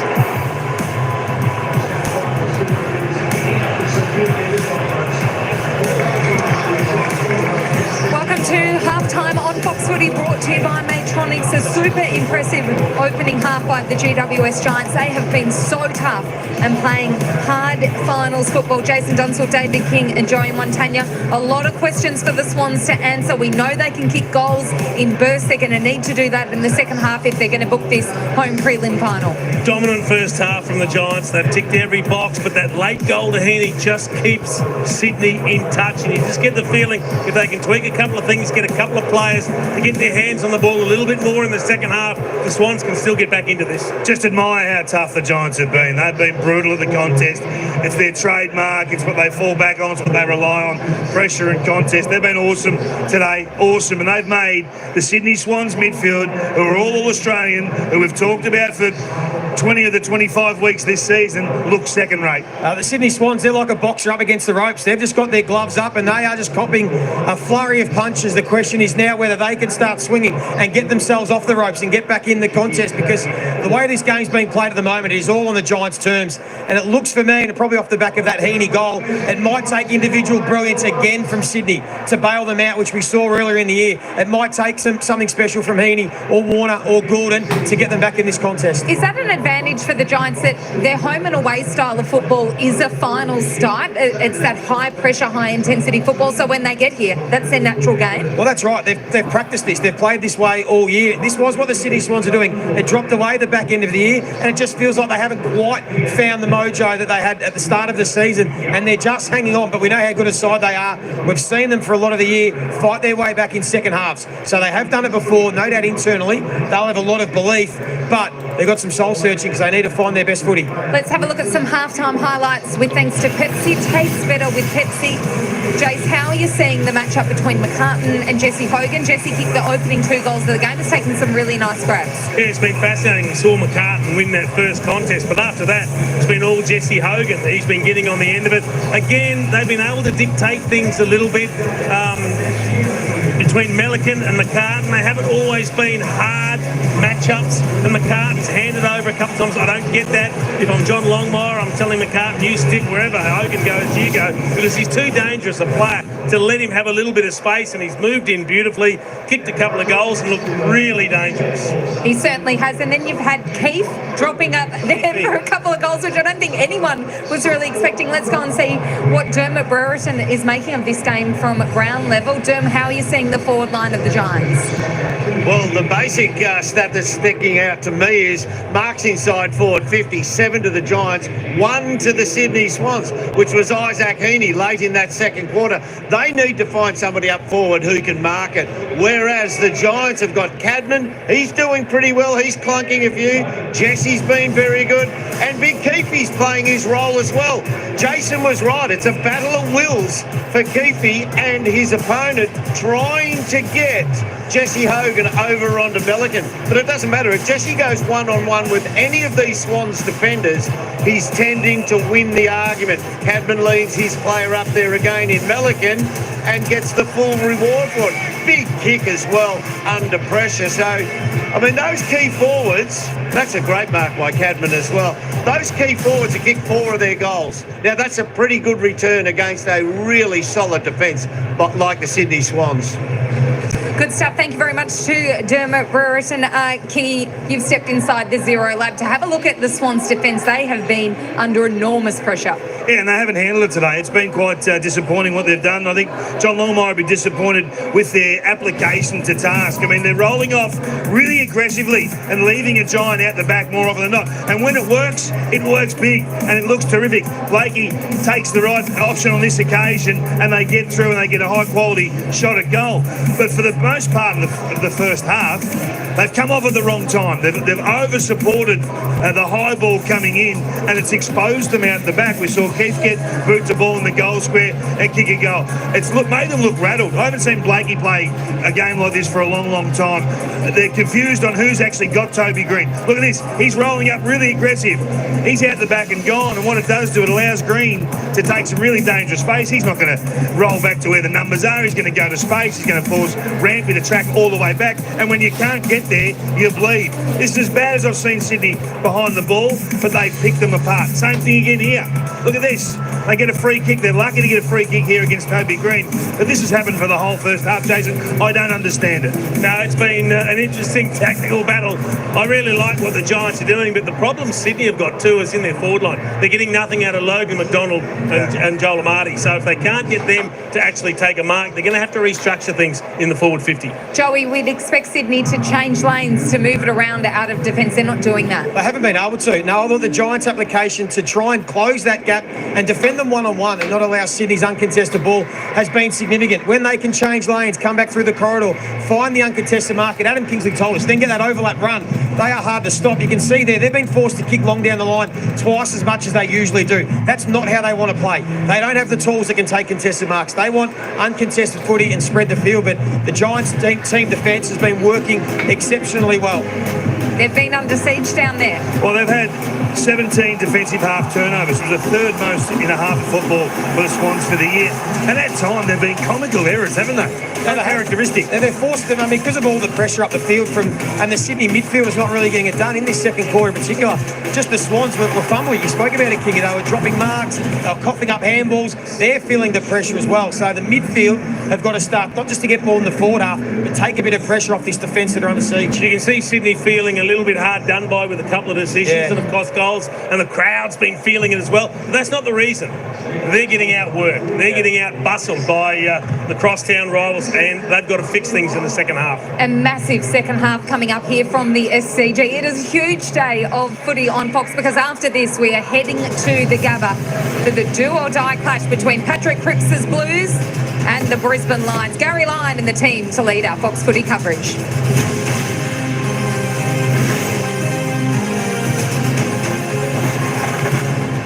You're watching Finals Footy on Fox, brought to you by Matronics. It's a place for the coaches. Pickles are coming off. All right. Well, the commentators aren't just off there. We'll just have a little bit of a look at the player stats. That is for sure. I'll tell you what, the Giants are doing it well. They've got all the run in this game. Sydney Swans, they're struggling to stop it, but they are controlling the margin to 21 points, which isn't a big margin at all. And of course, Isaac Heaney kicking that late goal for the Swans. That might just be the spark they wanted. There's a lot of Sydney Swans stars down in their game. I'll tell you what, the Giants need to keep their foot on the pedal, need to keep playing their brand of footy, because if they take the foot off the gas at all, they'll let Sydney open the door and play their game. Of course, we all know Sydney can come home with a big thunderous rush, and this game is not over, folks, not over. 7-8-50 the Giants, 4-5-29 the Sydney Swans. The Giants have looked better all the way around. Jake Lloyd for the Swans, top of the table with 17 disposals, with Josh Kelly and Tom Green, all three players with 17. Isaac Heaney with 15, lifted a bit in that second quarter. Jake Buckley with 13. Chad Warner up to 10, needs to lift as well. Callum Ward's having a good game there for the Giants. 10 disposals, 5 kicks. He's kicked a goal. Lockie Whitfield still only on 9, Errol Gooden on 9, both quiet games. Brody Grundy not doing a great deal out there today. Just the 9 disposals, 5 kicks, 4 handballs. He's taken a couple of marks. Needs to lift a little bit. Tom Papley flexing his muscles after he kicked that goal. 8 disposals, 8 kicks. Well, still need a little bit more from him. Toby Green, same. Need a bit more from him. 8 disposals. 2 behinds, needs to be a little bit more accurate. Who else we got there? Nick Blakey, the Lizard, 8 touches. Swans need him. Run through the back. Give them good drive. Give them good drive up to their half forward. Toby McMillan just with a 7. Himmelberg was 7. Jesse Hogan still just the 6 kicks, 6 disposals, 5 kicks. He still kicked 2 goals there. Lockie Keefe with 5. James Jordan just a 4 touches. And Armity needs to get into the game there for the Swans. Just the 1 touch, 1 kick. So there's plenty of improvement to come there for the Swannies. Don't be worried too much about that if you're a Swan supporter. But Carly thinks the GWS is going to win. If they keep going like this,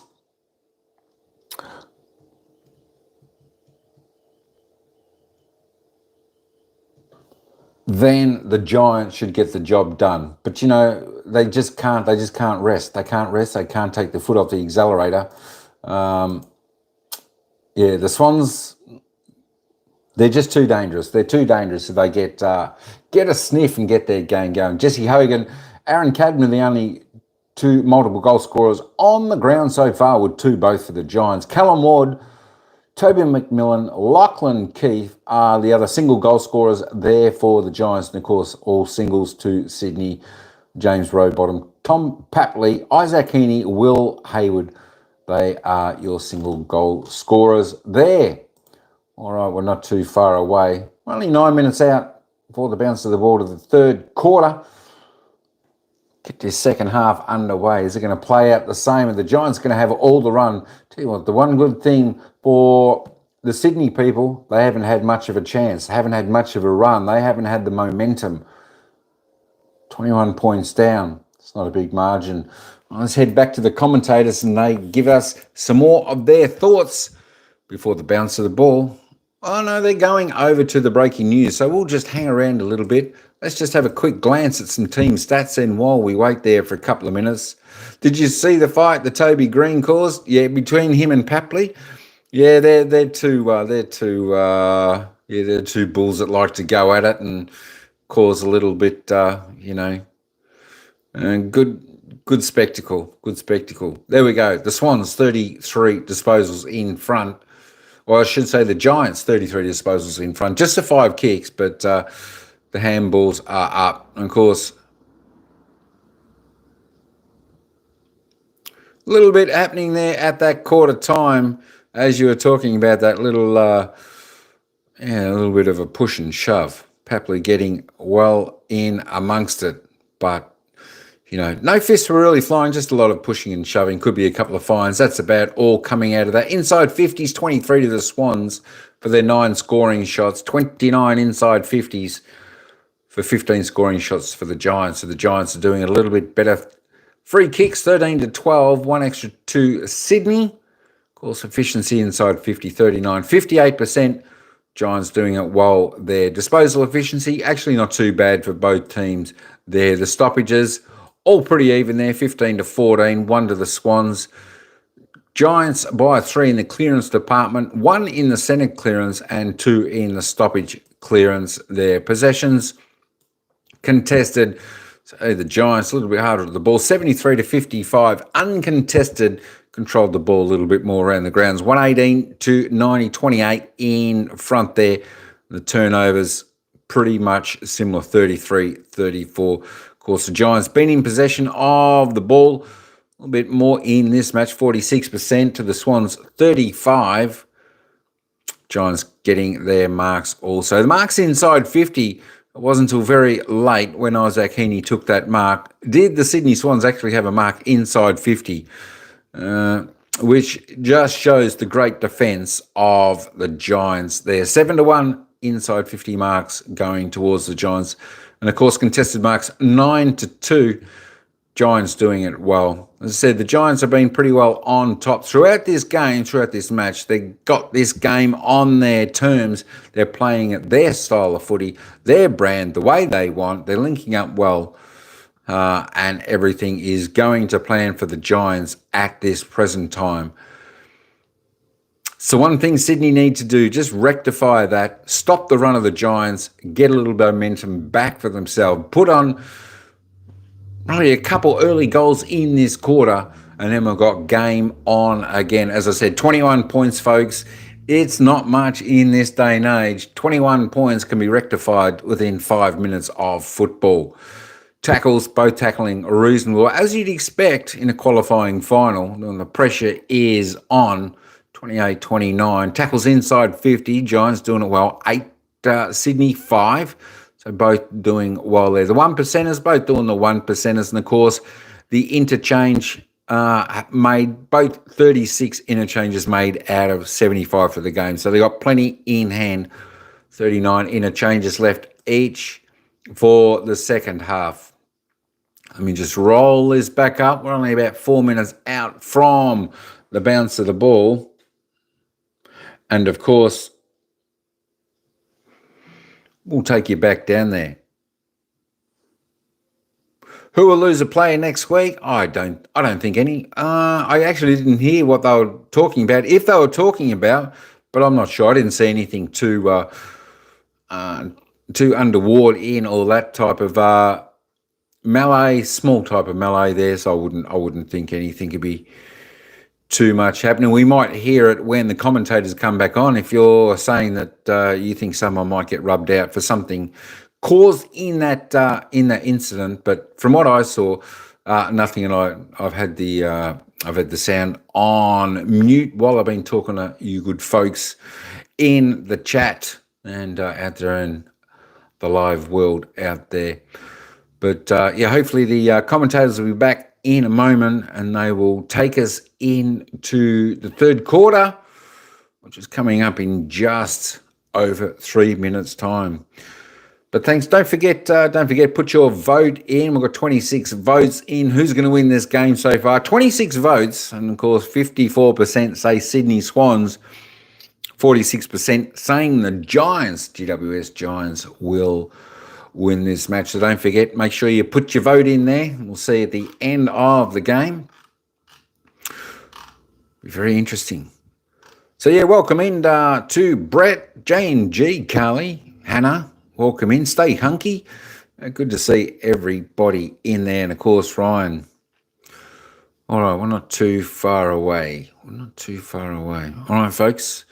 Just a moment. We'll be back down to the commentators.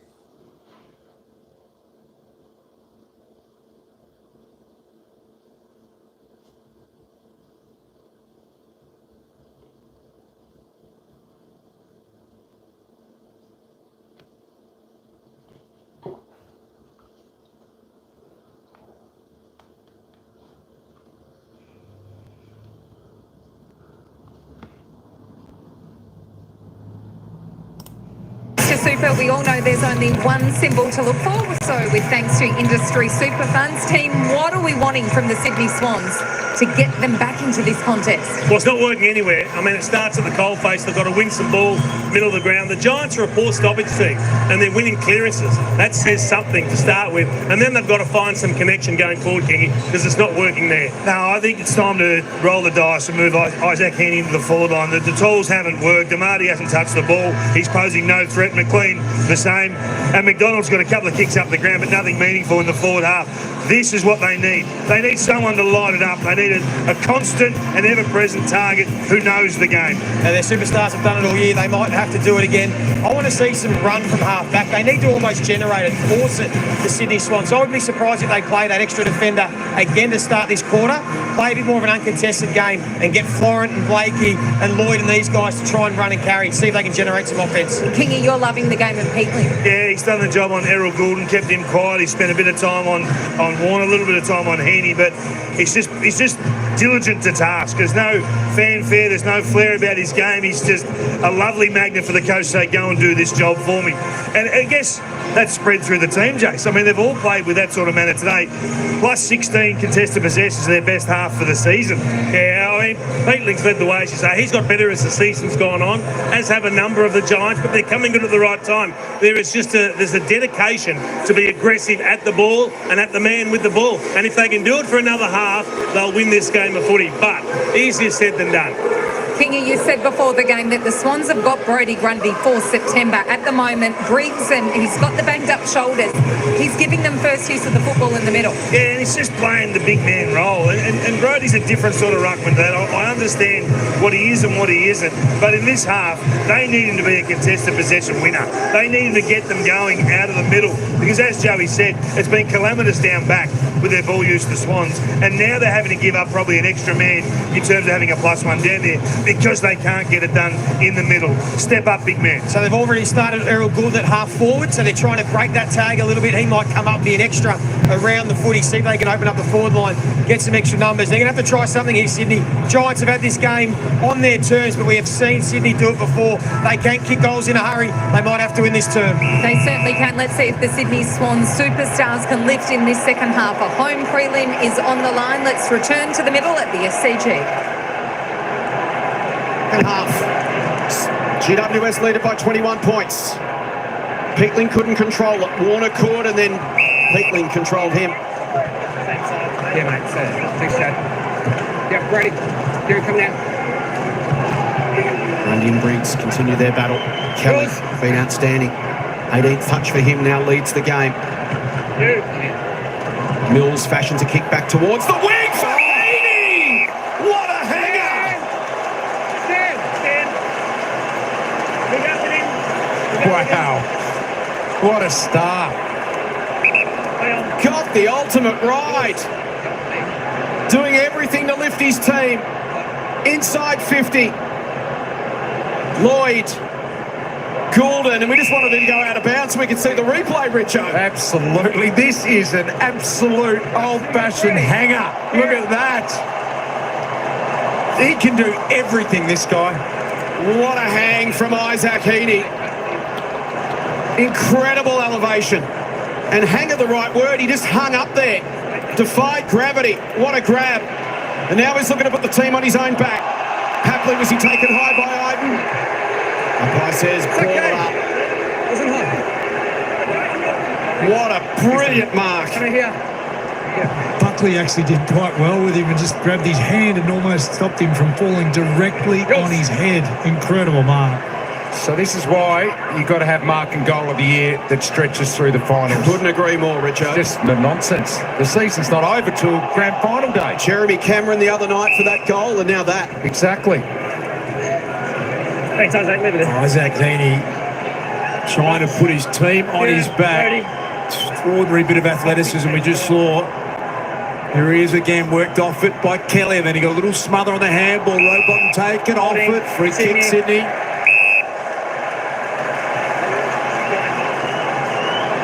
Such a vital part of this midfield setup, Rowbottom. He allows his teammates to play at the level they do so often. It's just been their challenge, getting marks forward. Grundy, he had a reasonable claim on that mark. Again, they just can't quite complete them. Goulden, taken high.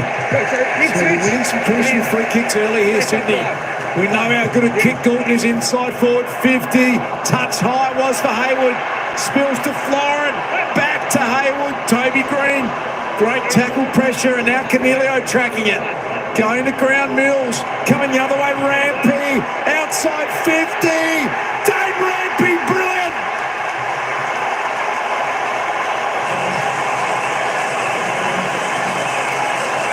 Huge moment. Game 249. It's his 21st final today, and that is his first goal in an AFL final. Could not have come at a better time from Dane Rampy.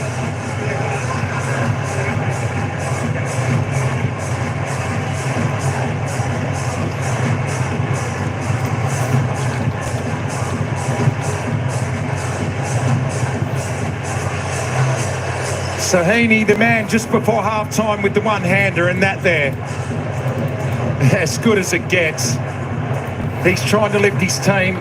3 contested possessions this quarter, Isaac Heaney already, and then Rampy, the other veteran, with a goal from outside 50. Lingy was racing up from doing the interview with Adam Kingsley. That's the first time you've seen the Heaney mark. What are your thoughts? Some sort of grab, isn't it?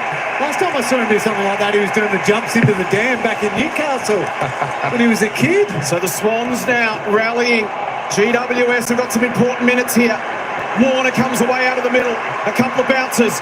Punches the handball towards road bottom. Goes back and has to find it. Ash collapses on him. Some good signs though. Warner running and bouncing. We haven't seen that. Meters gained. That's what he does so well. At the first 3 inside 50s of the term, Sydney. Hi, Sydney. And they'll get another opportunity here. Sydney. Watching the crowd, it feels like it's heavily skewed towards the Swans. Grundy inside 50, gets home. Heaney again. Bleeding from the nose. Will the umpire allow him to take his kick? He should. Well, we've seen it up here only a few weeks ago, what this guy can do. He can turn a game in an instant, in a quarter. He did it against Collingwood. He's trying to do it again here. The blood nose might be from altitude sickness. 35 out. 9-point game.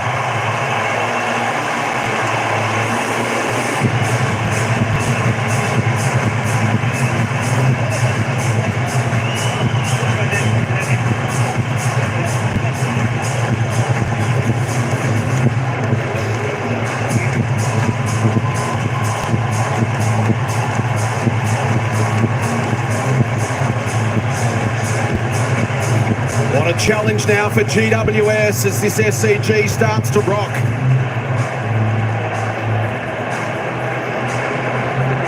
Well, he's trying to do it for his team, Isaac Heaney. You can't let him drift inside 50. Grundy gets in. It was a bit of a miss kick, but it gets to him. He can't win the Brownlow. He can't win Mark of the Year. He can still win a premiership, though. What a star. Giants had a game-high 28-point lead. That has been reduced back to 9. And you can see the message from the Swans bench. Get Isaac back out there ASAP. It's Tom Green off the side of the boot. Sydney suddenly feel like they got numbers around the contest. More than the Giants do. Florence kicked down the line. McInerney can't complete the mark. Brodie Grundy starting to have a bit of impact around stoppages as well, getting his hands on the ball, but also the crowd's been injected into this game. It's amazing what happens when you start winning the contested footy. It was dominant for the Giants in the first half, +6 early in this third quarter. Swans getting their hands on the ball. The game is flowing for them on the back of it. Here's Brodie Grundy again. He gets better as the game gets longer. He's a real workhorse. Important opportunity here for Hayward. Picked it up cleanly, centering kick. He wants Lloyd and gets him. That's superb by Hayward. What a kick. Brilliant skill. Kept his feet in the initial marking contest. His opponent Himmelberg went to ground. He had the little look even before he picked it up. That is superb play. Couldn't execute that any better. Brilliant. Huge moment you feel here now for Jake Lloyd, a 2-time best and fairest winner. Not often you're going to get goals out of Dane Rampy and Jake Lloyd in succession. Can he finish it for Sydney? It's got the bend on it, hits the post. So for the first time this afternoon, the Giants under enormous pressure. Can't get their hands on the footy, Jace. Complete reversal, isn't it, Lingy, of what we saw in the first half. They need some marks now. They get one. Buckley will just get it and go. They'll attack. That kick not great. Into the crowd. Well, at least it gives them a little bit of reprieve for a few seconds. The back line. Not for long. The Swans want to keep it moving. They want speed on the ball now. Blakey off half-back. They couldn't find this run in the first half. Cunningham back to Blakey. Now to Rampy. Suddenly space opening up for Sydney that just wasn't there. Starting to control possession as well. Rampy low and flat to half forward. Hayward there, spoiled towards the line. So Lingy right now, the script is flipped. What do GWS need to do in the next 3 or 4 minutes? Well, it simply comes back to the contest. It's what they were good at. So Tom Green in the middle there, Callahan, Josh Kelly, Cal Ward. I know he's playing the winger role, but when the ground balls are there, you've got to clean them up. Get a bit of footy back into your team's hands. Move towards the line, Ash. Lloyd lays a tackle, Kelly. Tom Green, Ash, Whitfield, Tom Green again. Can they get through? They can. Ward, Peatling, overlap run, aggressive handball. Cornelio, gee, that was brilliant. Ward to Tom Green, 2-on-1 for Sydney, and McCartan stands tall. That's a good intercept mark. He was having to sit under it a little bit. Giants had a bit of surge momentum going there. How good was that chain there? Yeah. From the Giants. And it came from a couple of little ground ball wins off half back, and then they get things going. But when the Swans can get an intercept mark, they can go back flying the other way. Maybe a bit of corridor opportunity to the Sydney Swans, which they weren't able to in the first half. Here's He Heaney. came off the bench. Back on. Superb timing. Lloyd inside forward 50 wants a Marty. Lockie Keith. Good clean hands. Shares it with Iden, and they're going to rebuild here from the back line through Himmelberg. It's a bit of a slingshot game here at the moment. Cadman has got the speedster ahead of him. Jones holds it up, makes Roberts commit. Now to Jones. Kick needs to be good. It is to Hogan. We didn't see a lot of intercept marking in the first half, Richo, because it wasn't the free-flowing movement. Now we're going to need it. Yeah, but it went back and forward a couple of times, and eventually there's going to be a forward out, and it's Hogan. Timed his lead perfectly. Great delivery from Jones.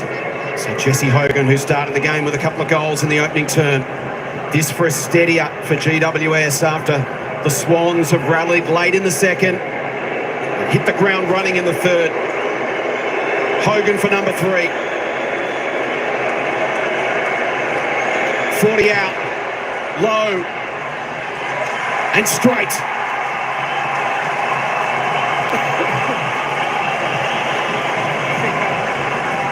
Three goals to Jesse Hogan, the man for the moment, just to steady things down for the Giants. Marching back out to 14 points. Early going third term. It's been an action-packed first 10 minutes.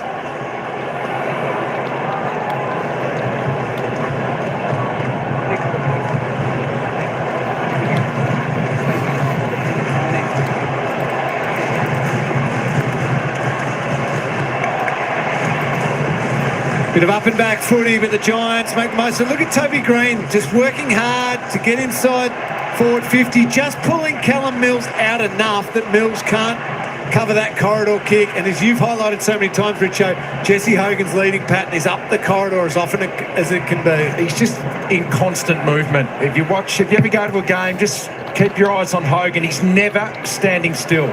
First time he's ever kicked 3 goals against the Sydney Swans. Jesse Hogan, he's been edged underneath that one. Out the back, Darcy Jones, back-to-back goals. They've got it.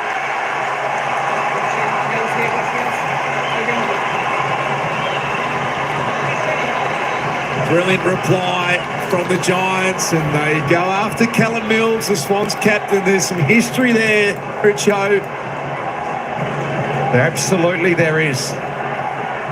It's all a bit of byplay, but it goes back a few games, no doubt about that.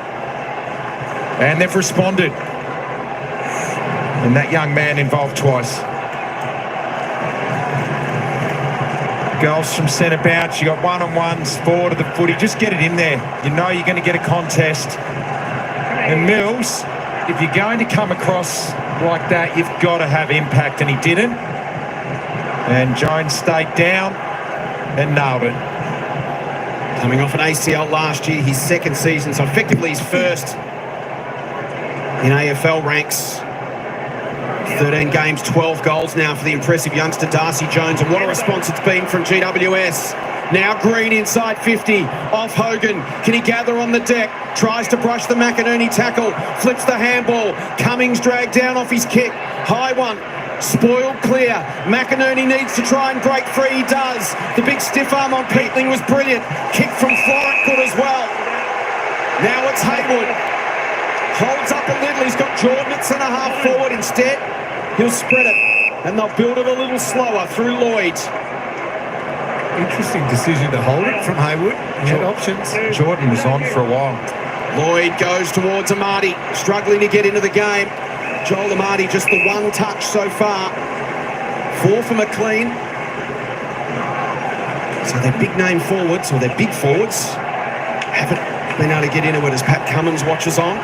They're going to have to, though, Jason. I mean, you've got 5 goals out of Hogan and Cadman. You need one of your tools here to at least hit the scoreboard. He declares his allegiance, Pat Cummins, and the GWS fans don't like it.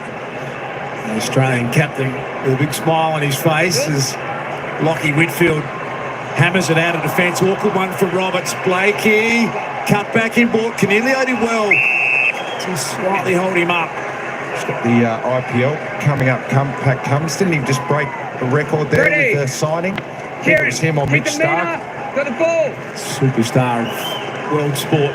Pat Cummins, there's some tension around the SCG. A home prelim final for the winner. Delicately poised, 20-point margin, free kick going the way of Brodie Grundy. It's rolling as a big extra midfielder. He can have an enormous impact, Brodie Grundy. Heaney pushing forward on Ward. Dumps the kick long. Can they get the mark from their forwards, the Swans? Touch play on, you heard the call. Sam Taylor, just brilliant. Got it out to Ash under some pressure. Darcy Jones, the leg speed on display. Did well. Toby and Rampy. There's fist from Dane Rampy. Good enough to find the boundary line. Gee, Darcy Jones' leg speed's having an impact in this last few minutes. When it was all Sydney to start this third quarter, he's been the one. Lightning quick. Number 1 all time at the combine for the agility test, Darcy Jones. Well, he just cleared defence there. Great play. Kelly, who's been outstanding. He runs away from Parker, has 2 bounces, runs to 60, squares it up. Cunningham kept his feet as McMullen went to ground. Cunningham's done a very good job on Brent Daniels so far. Daniels has had the odd moment or two. It hasn't had as big an impact as he's had in the second half of this season. Like a very different game in the second half as it was in the first. It's starting to open up. Both teams getting some end-to-end ball movement. Who does that favour? I feel like the Giants with the way they play the game, if it gets into a real slingshot sort of game. Ready. Kieran, keep the meter here. 2 goals apiece in this third term. It was 21 points the margin at the half. We're at 20 now midway through the quarter. Grundy in front. On the hit out down, Josh Kelly lost his footing, but support from Finn Callahan. Back to Ward. Amati. The tackle was effective, but the umpire said play on's the call. Out to Kelly Amati again. Great second effort. Jesse Hogan taken off the footy. Little fumble from Roberts. In comes Toby under some serious heat. Gets Rampy over the boundary line. I think the call was no tackle by the umpire. That was a fantastic effort as well from Amati. That's how he's going to get himself into this game. Yeah, terrific. 2 efforts there from Amati. Again, it's Brodie Grundy, slaps it down. He wants the boundary line. Isaac coming, and he has been called for deliberate. Much to the joy of the Swans fans. Switch. That's okay. Isaac Heaney takes a breath. Great kick. Opens up the corridor to McInerney. It was bold. He hit it perfectly. Now Goulden. His 11th touch. Starting to get a little more involved as the game starts to open up a touch. Warner. Now Mills. The go forward is the handball over the top to Roberts. Finding some space here. Here's Heaney again, who's pushed up to the wing.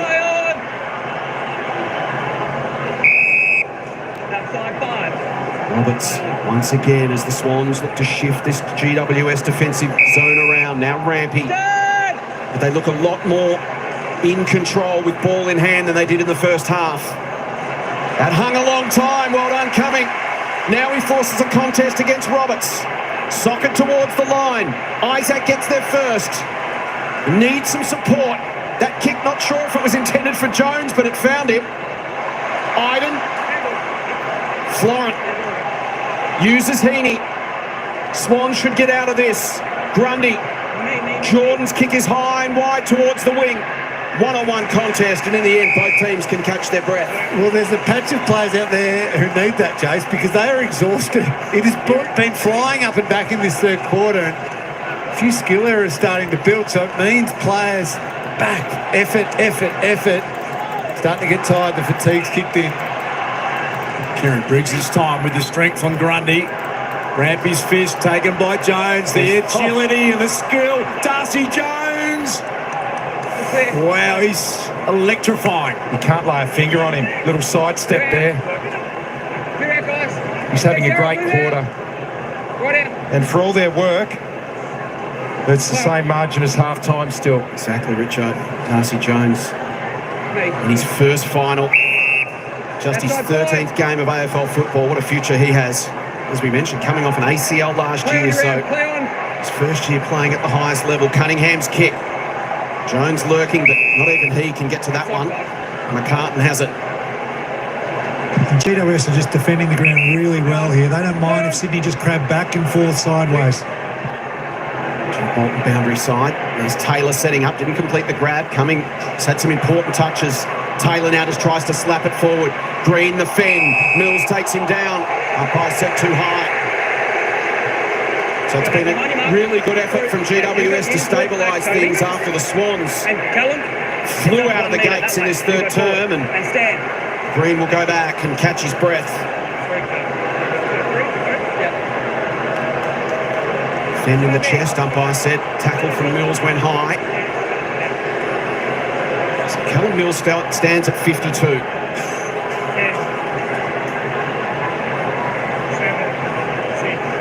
Toby Green would need to get all of this. No one's leading up through here. From 53 metres. It's low and flat. Almost the journey. McMullen swallowed up in a tackle by Cunningham. Thank you. Cheers, Toby. Come in here. We got Hayden. Lockie, here we go.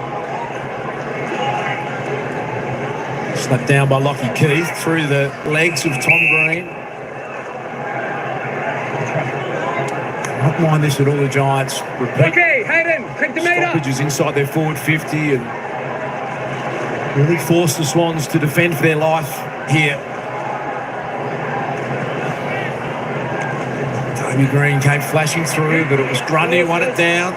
Kicks in the Amati and Buckley direction, bounces over both of their heads. Just finding it hard again. Amati, even though he had those couple of tackle efforts, he hasn't touched the footy this quarter. Neither's Papley, neither's Logan McDonald. So there's three forwards. They just cannot get their hands on the footy, cannot win contests. Forward of centre again, even with that good patch to start this quarter. Braden Campbell, the sub yet to be activated. Xavier O'Halloran for the Giants as well. There's Jordan and Whitfield. Strong tackle. Good job. Is that Lucky? Hayden, you're up. Clean got Keith around the throat. They waste no time. Callaghan cuts past Lloyd. Here's the dangerous Jones again. Can Roberts corral him? He's got some time. Well done, Roberts. Jones shimmies onto his right boot. Goes towards Hogan almost. It spills at the deck. Important from Melican. Needed to be clean. And then the great exit kick finds Haywood. A couple of times tonight, Lewis Melican's cleaned up at ground level. That's a really important one there from him. A big player getting the job done at ground level. Haywood goes to McLean and Amati. Himmelberg and Taylor have had their measure. Whitfield gang tackled. Himmelberg at the back. Handball was ferocious for Callaghan. Amati takes him down. Swans looking to pounce on the spillage. But Taylor's there. Chips the kick down the line. Ward sets himself. It's wide. Sydney ball. Where do you feel the Swans are maybe going to dial their risk appetite up a little bit here? I think they're going to have to. The Giants are defending the corridor so well, though. It's just going to have to be at the right time, does calculated risk. Over the head of Amati, they're able to get marks down the line. They want Parker came charging out, trying to apply some pressure. Iden skies it. Blakey's going to launch. I think what you just said there, Darcy, they're not getting the marks down the line, and you're probably not going to. When you're going down the line to Taylor and Buckley, they're smothering an Iden, so the risk does have to be dialed up. Just over 5 minutes to play in the third term. Margin sits at 21 as it was at the half. Swans jumped out with the first couple of goals of the quarter, and GWS responded with two of their own. Keefe wins it on the deck, and the handball from Peatling goes out. The players who've got the ability to dial that risk up, though, with their boys, aren't getting their hands on the footy. So Goulden's still only at 11 touches. It's a time for Campbell. Yeah, well, he's a superb kick of the footy, isn't he? He could slice it up a little bit. I think that maybe just holding him back a touch, worried about an injury in this third term, but could be time to go. Green was stripped of it. Papley's kick. Here is Buckley. Creative, expansive handball opens it up for Kelly. A 2-on-2. Melican in best position. They get in each other's way. McCartan can't hang on. Danger. Cadman got it.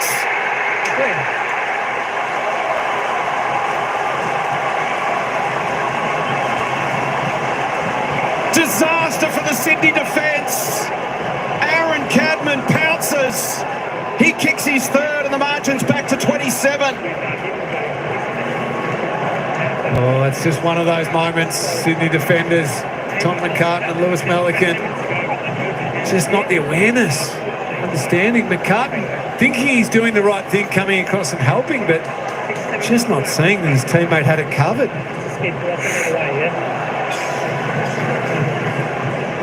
Red ball used through the middle by the Giants. The long kick, but they had it covered. Melican's ball and Tom McCartan just without the awareness. Well, Melican was looking over his shoulder at the ball, so it's his ball. Yep. McCartan just had to realise it's cost them dearly. Both their instincts is muck the footy, do the right thing. Well, they're both committed, yeah. Just not the awareness to realise your teammate had it.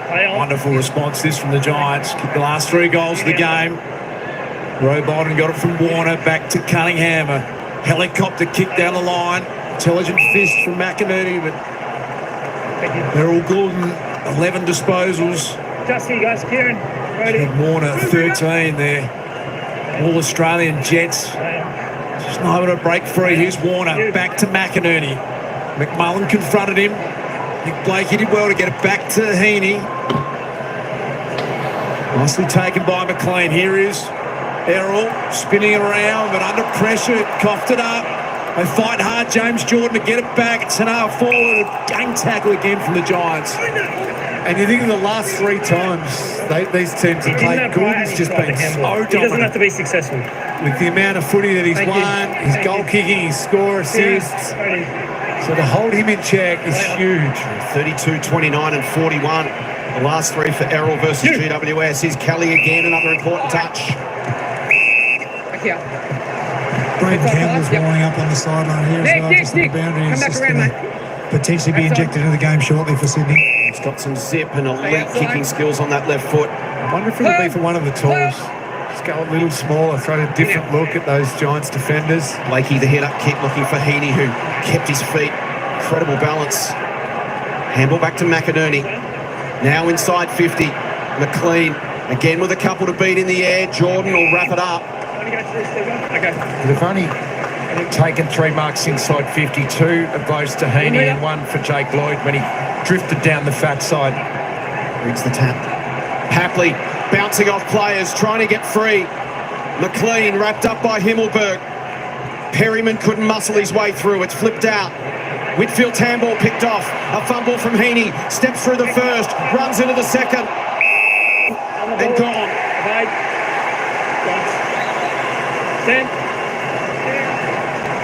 Big play from Lockie Whitfield.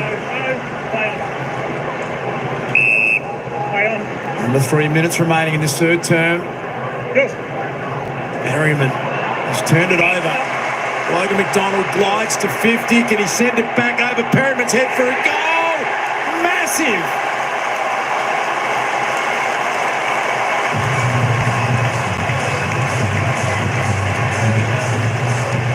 Timely effort from Logan McDonald. Some skill involved in that at full pace. And they just hang in there, the Swans. Back to 21 points. We've spoken a lot about Amati, McLean, and about that man Logan McDonald as Jack Buckley comes off. So some more drama.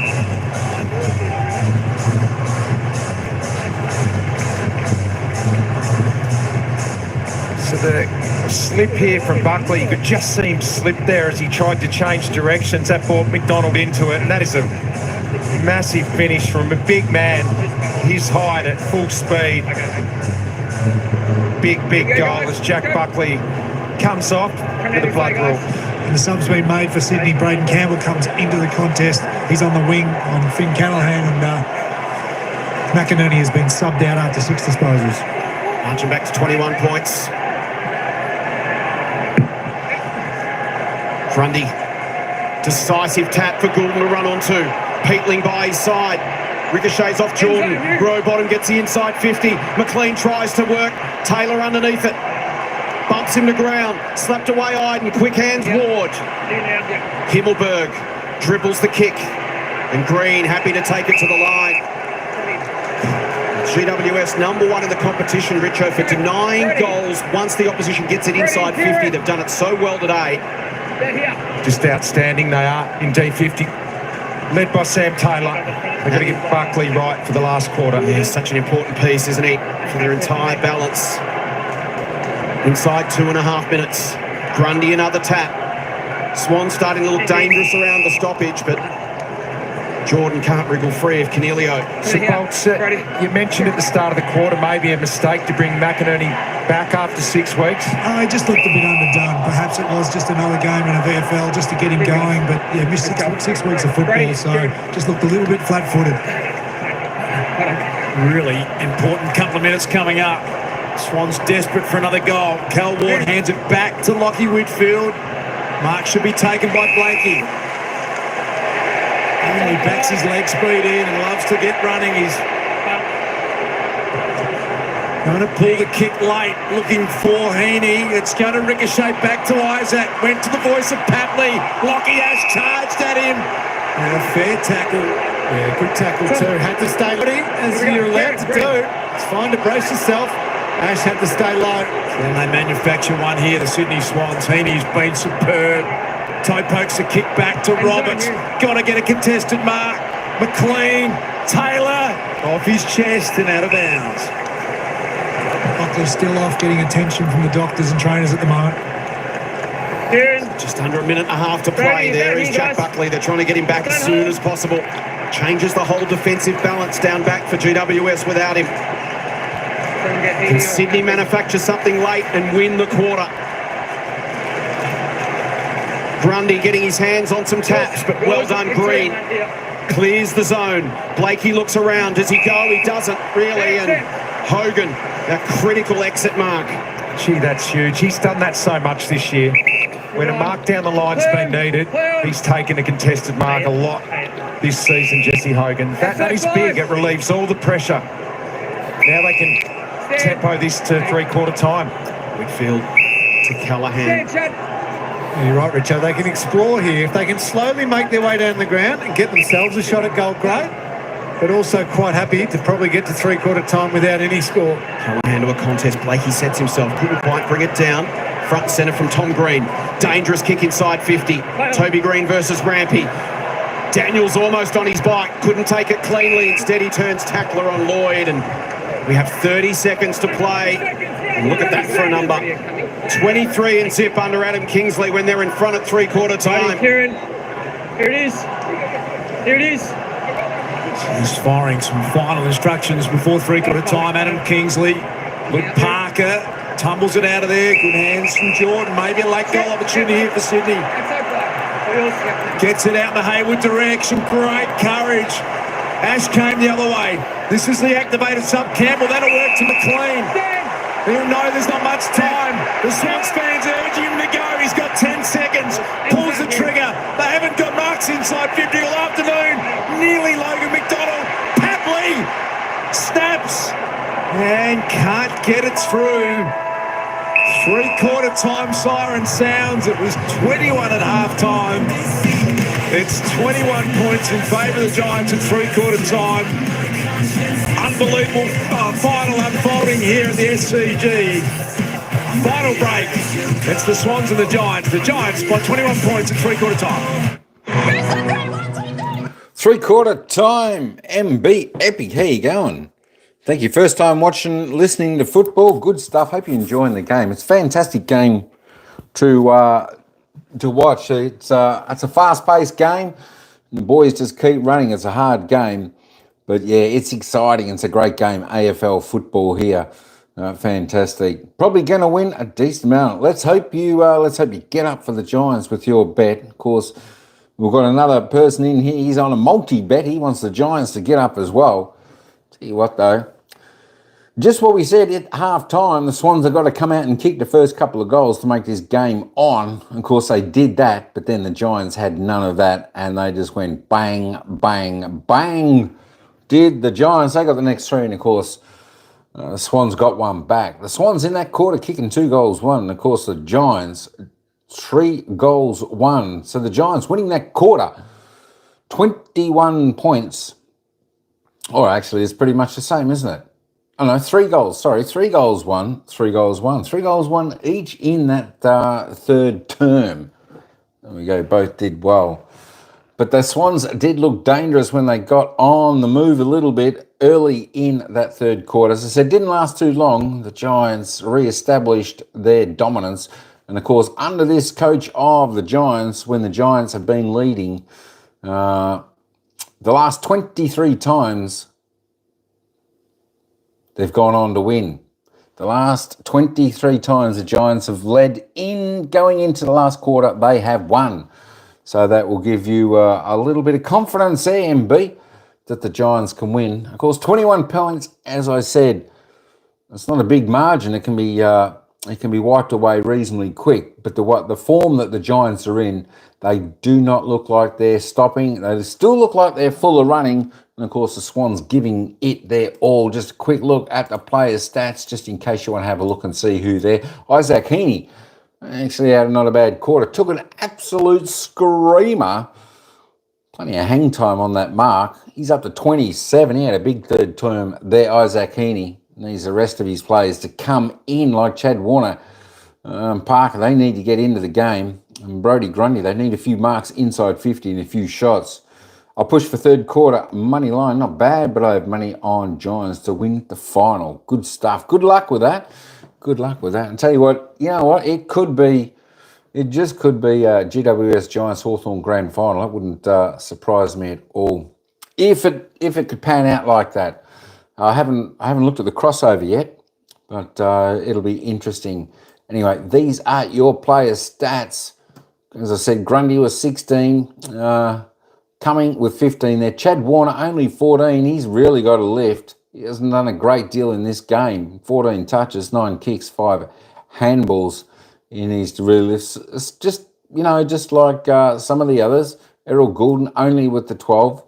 Harry Himmelberg, not too bad there, just with the 12 for the Giants. Stan Rampe kicked a nice goal there, 11 touches. He's kicked that 1 goal. Jesse Hogan, 3 goals. Not too bad for the key forward up there. And I'll be hoping he can do another goal or 2 down there, and that might just close the game out for the Giants. But can the Giants last? That's going to be the question. We've got around about 30 minutes to go, and we will find out who's going to win this game today. It's going to be a cracker. Don't forget, folks, coming up after this game, at about 7:15 Melbourne time, so about an hour and 45 minutes, somewhere there, we'll be going to the next game, which is the Brisbane Lions Carlton elimination final up there at the Gabba. It's going to be a fantastic one. The way all these first finals have been going so far, with the Cats, Hawks winning, Giants maybe. I tell you what, it wouldn't surprise me to see Carlton get up and win against the Brisbane Lions up there. Anyway, that's enough from me. Let's get back to the commentators, and they will take us into the final quarter, where it's the Giants by 21 points.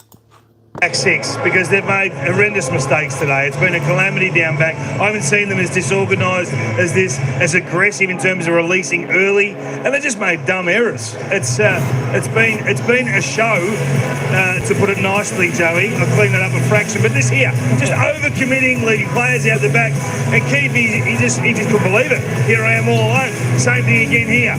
Mills goes, leaves it ground level. There's his man, snaps a goal, top of the goal square.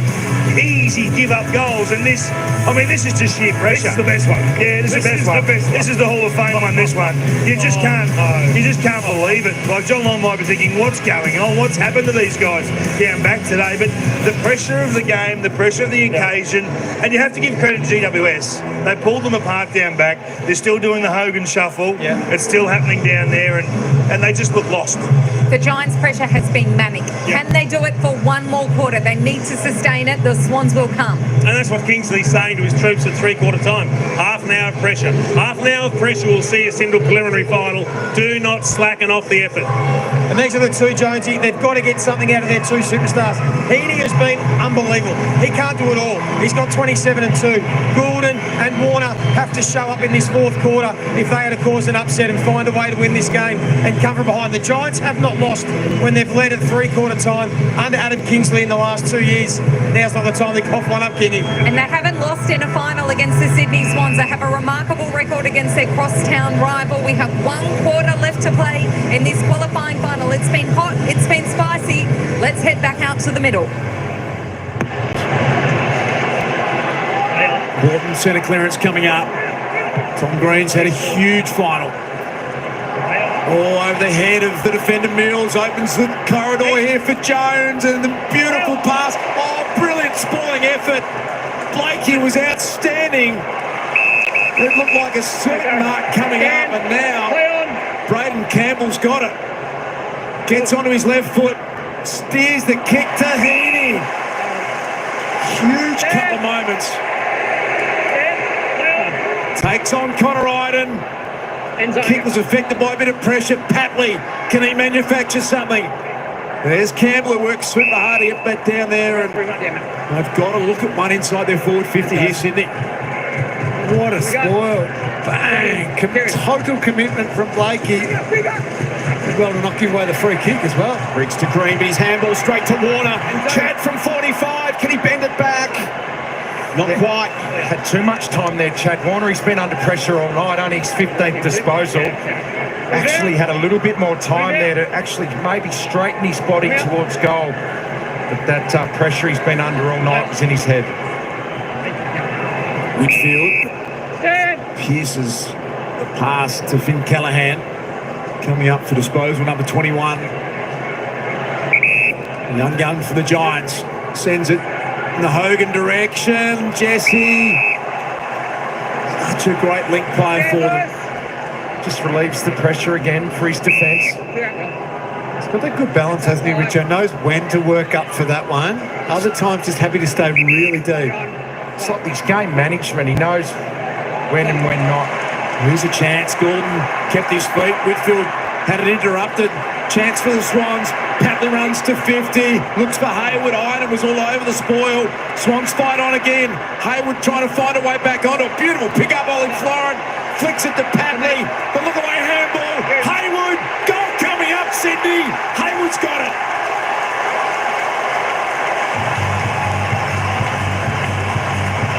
Will Hayward gets his second goal. Back to 14 points. Swans fans get out of their chair. And that is just what the game needed. Just some terrific efforts there to turn that ball over in their forward half. Gave them the opportunity back inside 50. They had to work hard for it, but that gives them a chance. Just great hunting after the ground balls. So important inside your forward 50 finals time. Get after it and things can open up. Beautiful little pick up there from Ollie Florent. Strong enough to keep hands on Tommy Patley with a bit of showtime. Will Hayward with 40 goals for the season. He's kicked 8 of those in his 3 games against GWS. He is a tough matchup. Margin back to 14 points. Well done, Green again. Been absolutely brilliant. Blakey couldn't control it. Little give was great from Peatling to go inside 50. It'll bounce over the top. Cadman there. Hogan there with strength. Green to the line with Goulden. We saw GWS stabilise the situation so impressively in the third term when the Swans surged at them. The goal here could just Wash the resistance once again. Briggs at the front against Grundy. It'll get over the back. Warner throws it on the boot. Gets good purchase on the kick. Huckley wants to turn the defender around. Taylor Ruby first said, gee, that was clever. Tapped it back to where he knew the support was. Whitfield to Perryman. Penetrating kick inside 50. Off hands. Green couldn't control it. It pings around. Cunningham taken down. Robot on the socket goes nowhere. Ball up 40 from goal. Thanks, guys. Kieran and Brody, here we go. Come out this way. Brody Grundy, Briggs, Rampy's kick, smothered by Toby Green. Back to Goulden, clever kick on the non-preferred, brilliant effort, Himmelberg. Disrupted the Braden Campbell mark. This way, guys. Leon Cameron, Brody, Kieran, here, guys. former coach of 10 years of the Giants, knows them as intimately as anyone. Now the head of football at Sydney Swans. How about the tension on his face at the moment? Long one to the goal square. Jesse, oh, well done. McCartan got a hand in there. Peatling's drawn a free kick. Callum Mills a little clumsy. And we saw Peatling miss one directly in front in the first quarter. He gets a chance at redemption. Less pressure in your mind here, though, going around the corner than a 20-metre drop punch straight in front. Performed a huge role on Errol Goulden. James Peatling, the snap, brilliant. The reply just what the Giants wanted.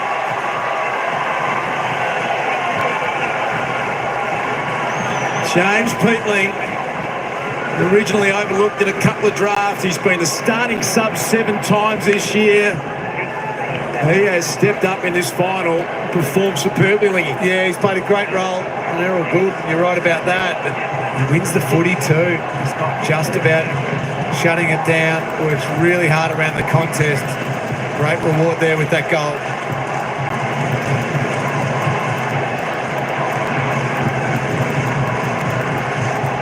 Just slipping high there, Callum Mills. And they've just got the answers. Every time Sydney threatens and gets back to a reachable margin, they seem to be able to answer straight away, as they did at the start of the third, Jace. And you read that psychology of James Peatling like a man who's been there and done that, Richard. Correct, Jason. 20 points the margin once again. Grundy the tap. Rowbottom looks to run onto it. Peatling tries to affect the tackle. Now it's Buckley versus McDonald. McDonald goes to ground. Buckley happy to get in over the top. Will Hayward's just gone downstairs with the trainer. Boys, I'll keep an eye on that. Because of Ruckman, how have you seen the wrestling in the middle? Would you prefer to see Ruckman jumping at each other in there? I would. I don't like it just coming across all the time. Inside 50. Amadi turned around. Well done, Taylor. Callahan. A step, Patley. Within range. Well, these are the moments. We talked about big moments in finals. You've got to step up and take them. Yeah, exactly right. Every single moment matters in finals. And Tom Papley's one who loves them. Because he knows that if he can go back and nail this, he breathes energy into this entire ground and his entire team. He's kicked 22-9 in finals. This is 13th. Big moment in the game. Papley from 52. Rides it home.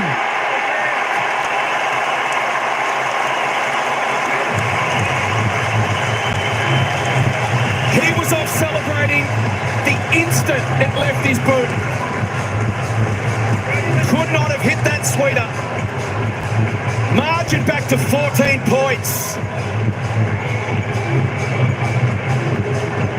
Taylor Adams watches on nervously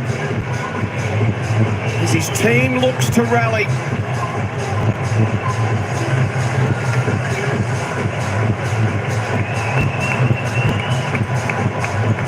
Oh, he's the fire starter for this team. He sees the moment straight away. Just wanted to bump into a few on the way, then get on with the celebrating. If they had the songs here at the SCG, you'd have to have the Prodigy. The fire starter. Look at the stare on Patley. Loves the big moment. Back to within 14 points. SCG erupting. Grundy tomahawks it down. Robot on hands and knees. Brody's dragged it back under. Allowed to play on, and it spills back to Gordon.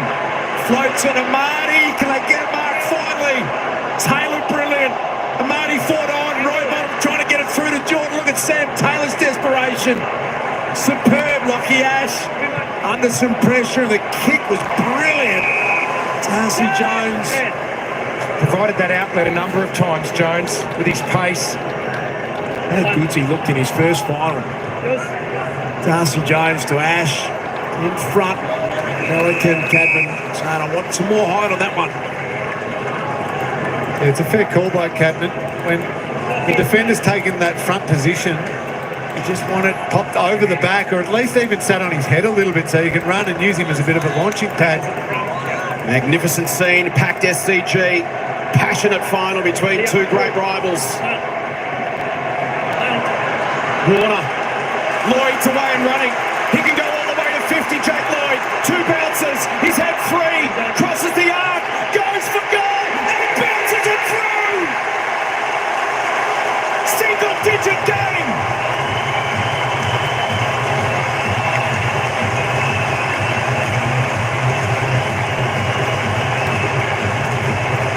Jake Lloyd on the run. Saw he was open. Went for it and nailed it.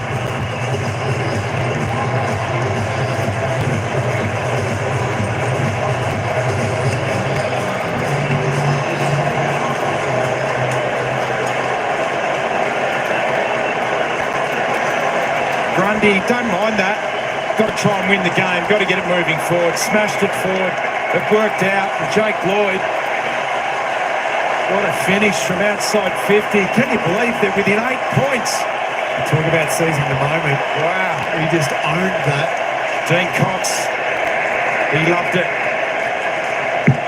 How about the emotion there from Dean Cox, the Swans assistant. Warner starting to become a factor. The handball from Keith was brilliant. The Tom Green, disposal number 29. Chance for Cadman. Good effort, Melican. Florent got back. Now he's got to have some composure, Melican. A little bit of a fumble. Roberts back to Melican. And Hogan, they've trapped it in. It's eventually going to be a boundary throw in. Every play feels vital right at the moment. Super important boundary throwing coming up. Sydney Swans are coming big time.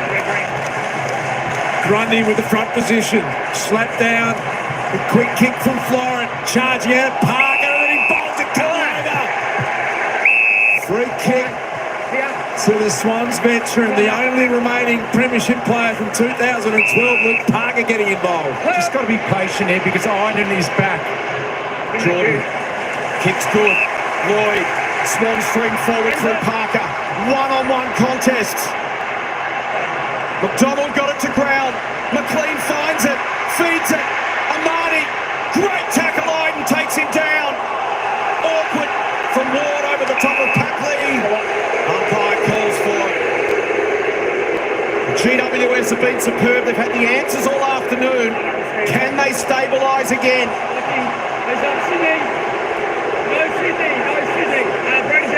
No Sydney ruck. Keith to Green. Kick under pressure.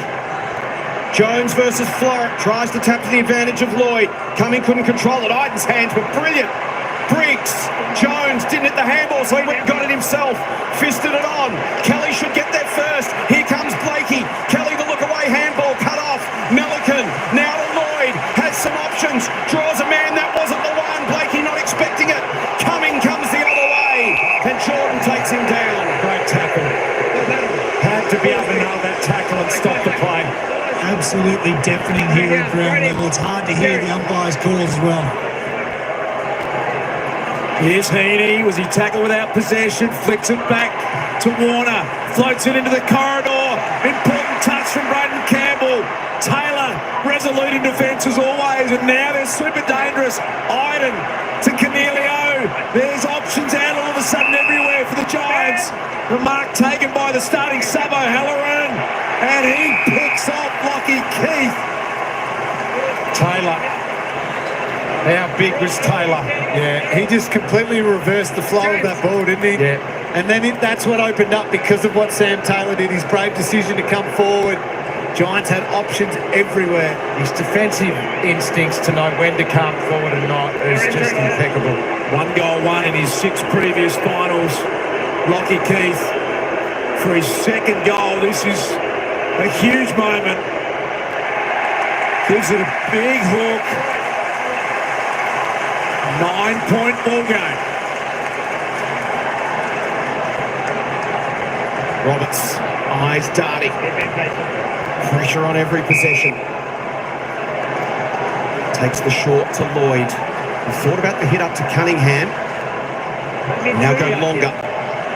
Still direct up the middle. Briggs didn't complete the grab. It got past Grundy through his legs. Flip to the back. Parker looking to get involved.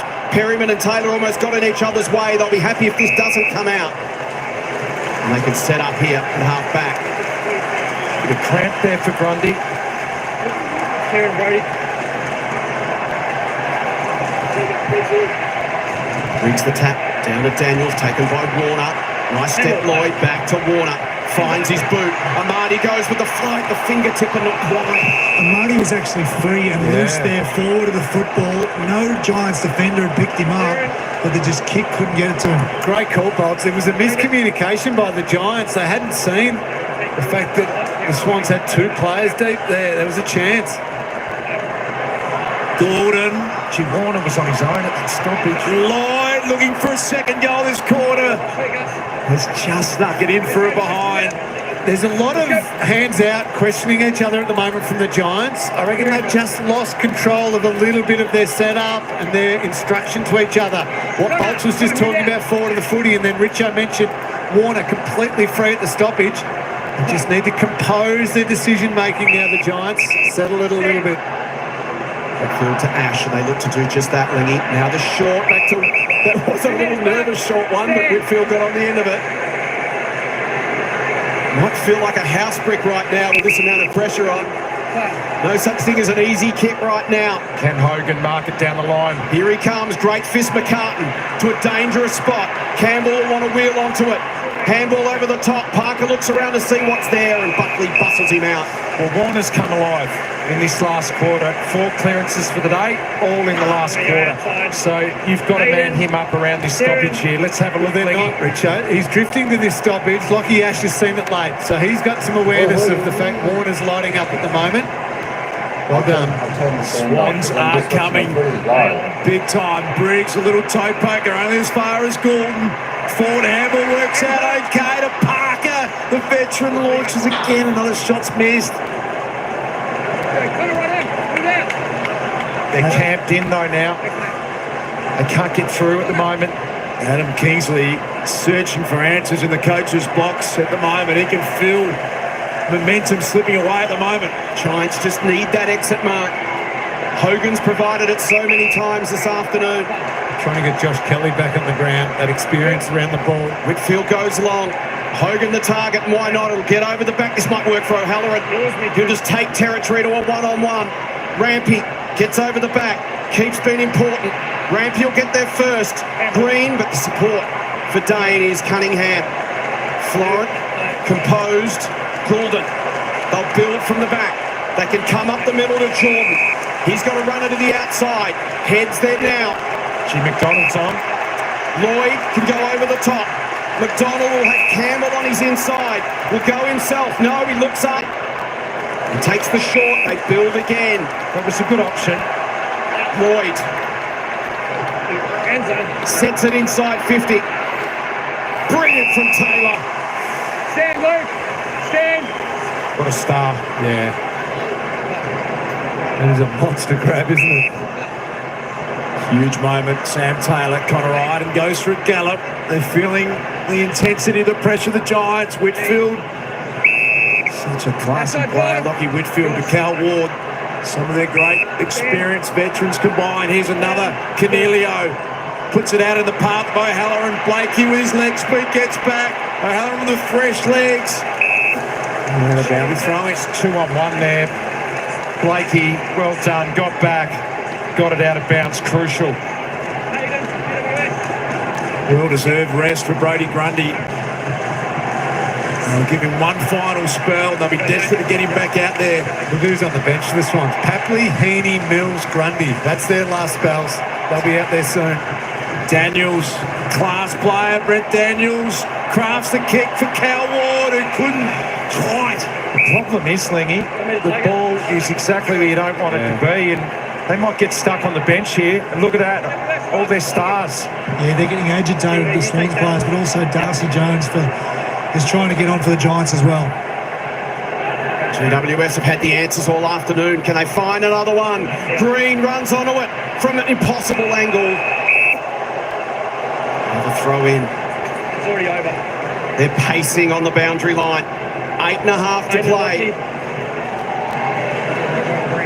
We're back to the quarter-time margin of 7 points. GWS have led virtually all afternoon. Swans surging. Dangerous spot again. Roberts and Rowbottom almost ran into each other. That allowed GWS to lock it up. Got to try and find a way to get this through for a point. Thank That'd you. be the best result. How you doing, Lockie? The Giants circling for an answer. Green walked over again by Rampy, and Sydney just have to be so careful in defence. And Aaron Arm a push in the back. And GWS will have the breathing space they're searching for. Nervous moments for a Swans defender. Short boundary throw in. Tom Green. Now Ward. Brilliant. Bending it from the pocket. Cal Ward. He's done it. He won their first best and fairest. Their first 250 game player. And he's done it again. How good that from Cal Ward. Just seemed to park for him, didn't it? Space just opened up. What a finish. Phil Davis looking on, another former captain. He's feeling a bit more comfortable on the back of that. Cal Ward just seized the moment.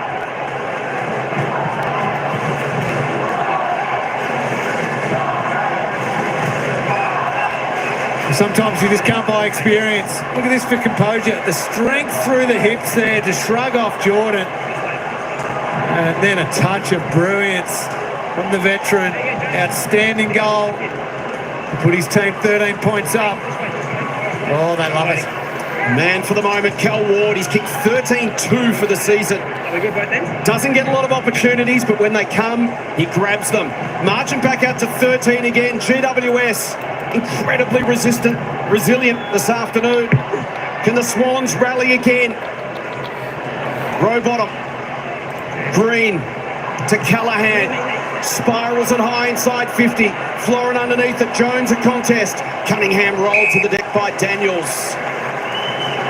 What a critical goal for GWS to once again just steady things down and put the pressure back on Sydney. McLean tried to find Cunningham, was smothered off his boot. Florin, look away handball is just plucked out of thin air by Warner. Quick kick, bounces to the middle. Coming to attack it was Hayward. Now Rowbottom looks for an option down the ground. He's got a one-on-one. Will clear the contest. Jordan kept his feet. Can he get there? He can. He keeps it alive. Can he hit a target inside 50? Brilliant! There's a moment. James Jordan to Braden Campbell on the sub can get back to answer for the Swans.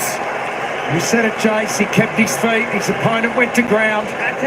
He still had to keep it in. He kept it in, but then the kick. What a kick. The kick was centimetre perfect. Campbell to step around. Apologise to Dennis. And kicks the goal. 7 points once again.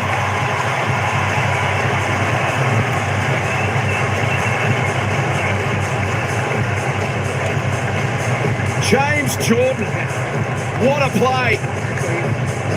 Trips the light fantastic down the boundary line and then sizzles a kick to Braden Campbell. And the Swans get the response they're looking for. 7 point margin, 7 minutes to play in the qualifying final.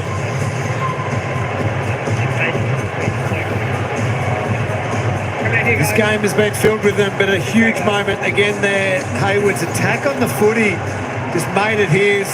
And then Jordan, composure to keep it in, look up, and somehow thread that kick. That is elite. Sydney have kicked 4-3 to 2-1 this quarter. Back to a 7-point ball game. The game high lead was 28 to the Giants. Can they win a clearance? Rowbottom, brilliant. Braden Campbell, the subs had a massive impact on this game. Floats it inside 50. Patley getting back Ash to Iden. Josh Kelly, the running machine. Down the line, Melican came charging at it. The Coleman medalist off the side of his boot, Jesse. And out of bounds. I was going to say. Campbell, the fresh legs starting to come into play. Ready, Kieran here, hit the meter. 7 points at quarter time. 21 at the half, 21 at three-quarter time. Back to 7 now. 6.5 to play. Swooping onto that was Warner. Sells the dummy. Ankle breaker on Daniels. Bold kick to the middle. Campbell's got a runner. Just needs to find him. Heaney taps it on. Hayward. Lloyd. Jordan. Campbell, what a smother iron. It's still there for Sydney. McDonald snaps. One kick game. Campbell is really starting to worry the Giants, though. Those fresh legs, the sub. Extraordinary scenes unfolding here at the SCG. Time in front has been dominated by the Giants, but they are just hanging on by a thread at the moment. Hogan, the outlet, so often, Richo, his work rate to get there has been unbelievable. And he does it so often, does. His work rate is huge. Finn Callahan, real courage. Refused to take his eye off that Sharon. He's not been overawed as a young player playing in this final. He's been massive. I suppose number 25 for Finn Callahan, and they just slowed the game down slightly. Toby tried to launch at it. The fist works, and now they're going to be bold, the Swans. Warner's had a huge last quarter to the Lizard Blakey. Well, the handball's been turned over. Cornelio and Rowbottom go at it. Charging in Jordan. Run it back superbly to Roberts. Here they come, Sydney. Stepping back in more. Lloyd and Taylor. He's a brick wall, Sam Taylor. He never lets you down. 5-minute warning. One kick game in favour of GWS. Taylor squares to Buckley. So Hogan is back behind the footy. A little bit too early to be trying to do this. Every little kick needs to hit the target, or the consequences could be extreme. It still needs to go forward, doesn't it, Richo? Well, if you're going to control possession, keep trying to take it forward. Himmelberg launches to the 50. And Melican as a couple of GWS players collide. Now they'll look to switch. A fumble from Goulden prevents that switch. So he goes boldly up the middle. Warner marks in front of Whitfield. GWS flood numbers back, as you can see. They find a hole in the middle of the ground. Florent. It's even numbers forward. On the bounce, an awkward one. Oh, big ball from Buckley. Can draw the man. Can pop the handball, and away goes O'Halloran. Can have a bounce or spirit low to a one-on-one. What a kick. What a mark. O'Halloran to Green. Magnificent under pressure. Buckley and Taylor have held up beautifully a number of times in this last quarter when they've had to. Outstanding from Toby Green. Short one to Xavier O'Halloran, the starting sub. Can they get a mark here, Jesse? Converging the Swans defenders. Rowbottom back there. Challenged by Cornelio. Over the top, Cadman. Swans fans are out of their chair. Now the Giants just setting the ground up exactly the way they want it, communicating behind the ball. Sam Taylor positioning himself exactly where he wants to be. Grundy intelligently down to Gordon, but now ball still to be defended, sliding in Hogan. Warner's been massive.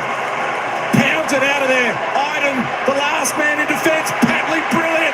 Huge. One of the footy against the 2-on-1. The Rolls Royce Heaney. Open goal square. Scores level. Ridiculous. You cannot describe what's happening in this final. He is something out of this world, Isaac Heaney. His third goal, his 30th possession, and we're all locked away. Unbelievable. But Tom Papley, take a bow. That was huge. Look at this. He's got Taylor and Iden. He gets it to ground. Not only does he do that, he wins it. And he gets it to the superstar. Wow. Inside 3 minutes. The Swans last led at the 4-minute mark of the first term. They're not back in front yet, but they've drawn level with under 3 to play in the qualifying final. A steely fist pump from John Longmire as Isaac Heaney kicks his third and levels it up.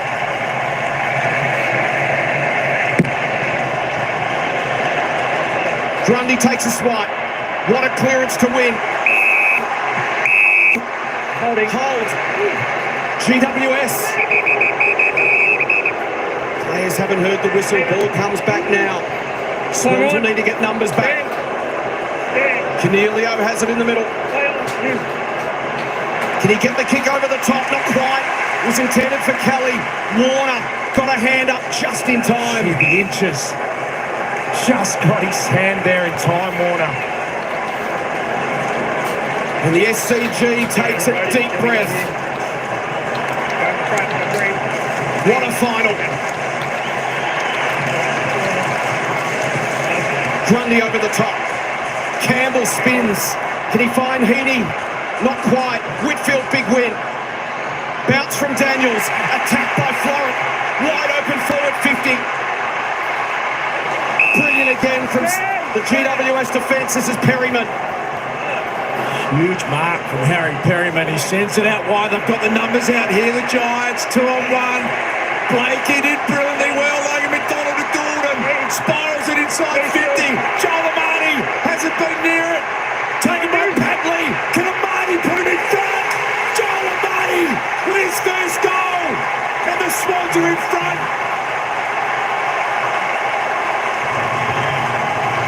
Unbelievable performance. They trailed by 28 points, the Swans. They took a standing 8 count. They've got themselves off the canvas.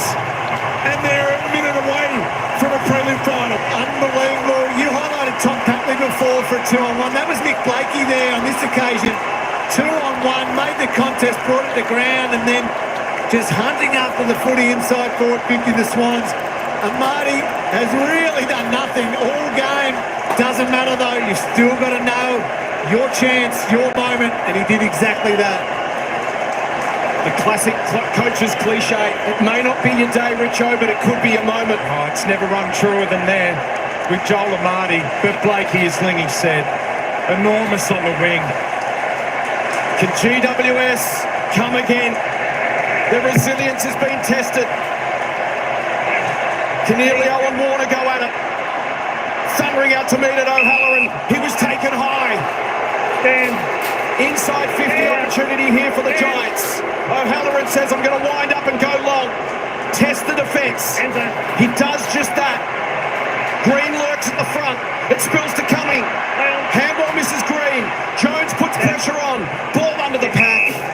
Ball up 20 from goal. 1:28 to play, and Adam Kingsley paces. Sydney just trying to flood this defensive stoppage. Cornelio on the bottom. It's socket to a dangerous spot. Grundy in there. Every player on the ground is inside the GWS forward 50 except for Parker and Buckley. Now Taylor's dropping back. Swans have never beaten the Giants in a final. They trail by 21 points at three-quarter time. Toby, Warner again. Another crucial possession. They want the boundary line. And Braden Campbell has been incredible. Chad Warner, his last quarter, 7 clearances. He's only 7 for the game in the last quarter. A minute and 5 seconds to hang on for a remarkable victory here, the Sydney Swans. Josh Kelly missed the footy. Campbell again, taken by Cornelio and the tackle, and it's wrapped up. You just highlighted Warner for his ball-winning ability. That tackle then on Kelly, just as important, because Kelly was going to get an easy clearance then. Briggs desperate. Cornelio, high kick inside 50. Here comes Hogan. Off hands, spills to the front. O'Halloran couldn't get an effective kick. Comes in, laser tackle. So now the Giants players have got to start working for each other. Try and walk an opponent away, create a little bit of space, lay a block. Can't all be your turn to get the footy here. Away comes Campbell. Massive play. Just takes territory. Nothing to kick to. Just choose some time. Iden will get there first. Campbell will chase his own kick. Iden will have a couple of seconds. Just keeps it alive. Now they've got to go the length of the ground. The switch is on. First link in the trainer's ash. He has a bounce. Wide open space. Has two. Can go to the wing. A runner to the outside. 10 seconds. Kick misses its target. Swans fans rejoice. 7 seconds. And now the Giants must be perfect. One last roll of the dice for the Giants.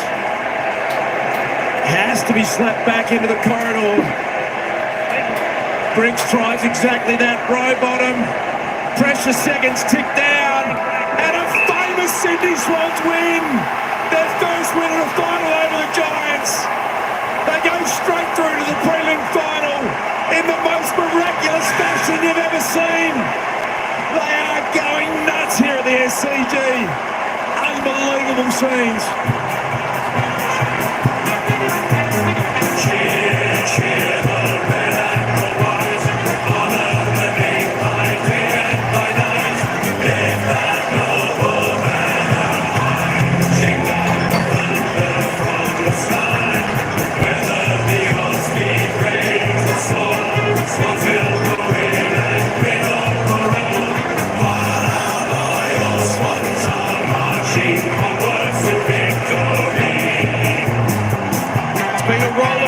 Season for Sydney.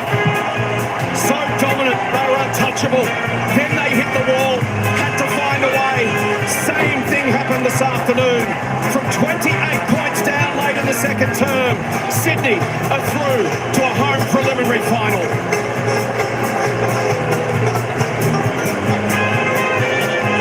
What a game of football. Jubilation for Sydney. Desolation for the Giants. They get another opportunity next week to dust themselves off GWS. They were superb this afternoon. They answered every challenge except the last one. Isaac Heaney added to his legend this afternoon, Jude Bolton. Yeah, he's just shaking the hands of the Giants players. Isaac, describe the feeling out there with the song, folks. That was pretty nice. That was probably as loud as I've heard it.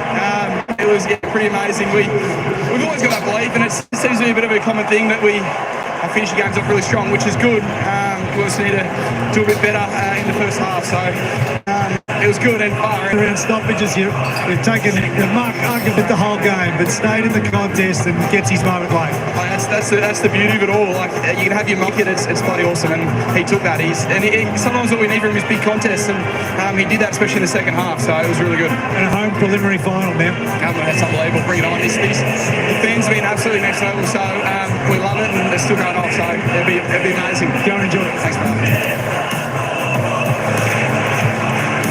This is Finals Footy on Fox, brought to you by Industry Super Funds. When it comes to super, there is only one symbol to look for, and we have just witnessed a final for the ages. The Sydney Swans through to a home preliminary final, 21 points down at the last change. That was phenomenal. The noise here, we can barely hear each other speak. It is going off.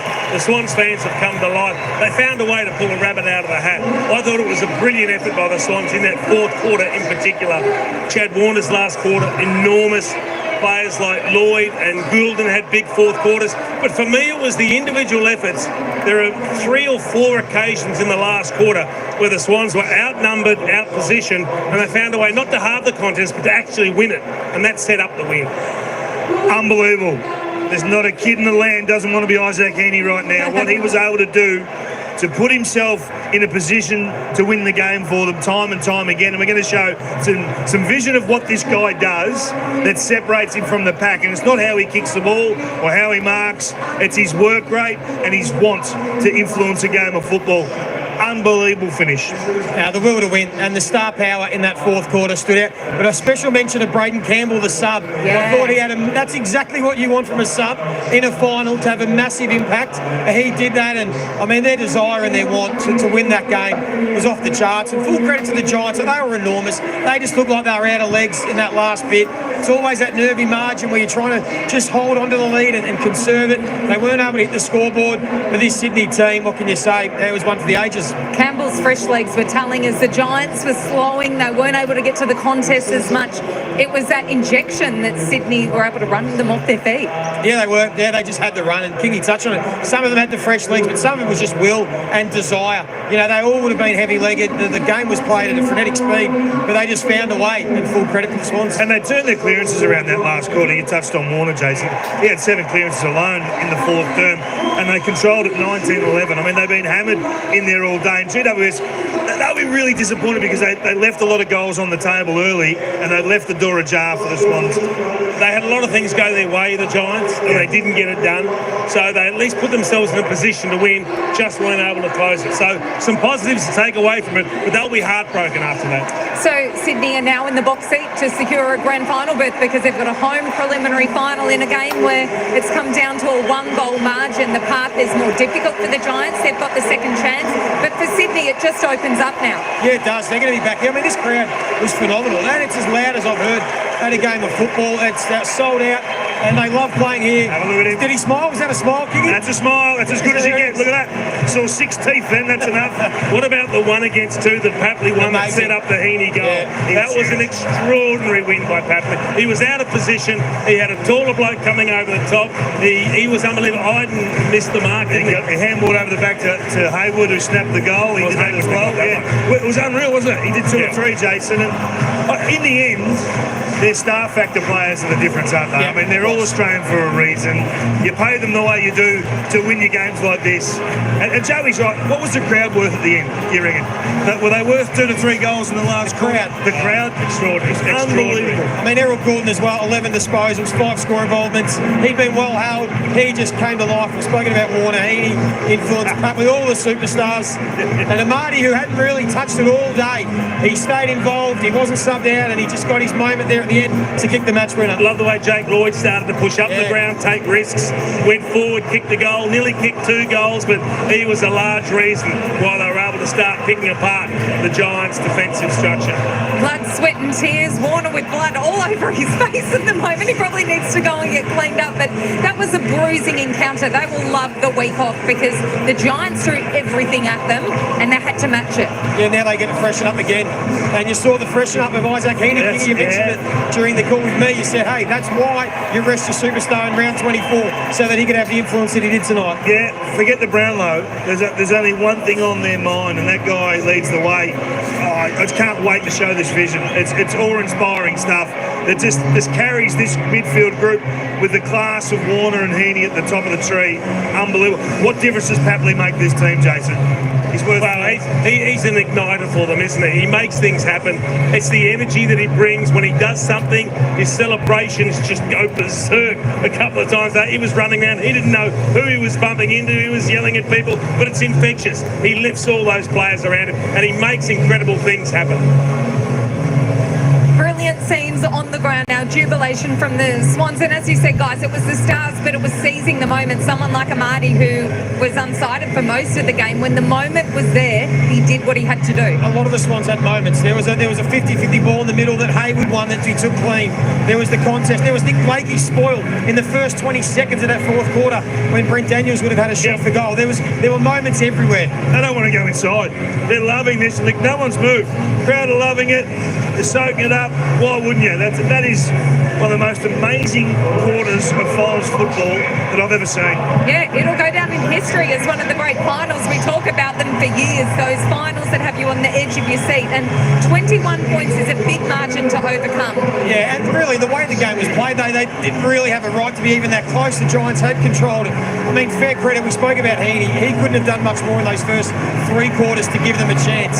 He carried them, and then they all jumped on board in that 4th term to get the win, and they are as pumped as I've seen any team, and rightly so. They get 2 weeks off. Look at Nick Blakey. He's relieved as well. Probably he knows he probably hasn't had his best game. There's a few of them, Tom McCartan, the back line, are probably breathing a sigh of relief, but now they get to butter up, and they're in a golden position to get through to another grand final. Look, Rampy did a great job on Toby Green. He had no impact on the game whatsoever. Very disciplined. Didn't allow the Giants skipper to try and ignite his team in that last quarter either. Cunningham, no one talks about him. His role on Brent Daniels was sensational. For the 3rd time this year, he quelled Brent Daniels' influence.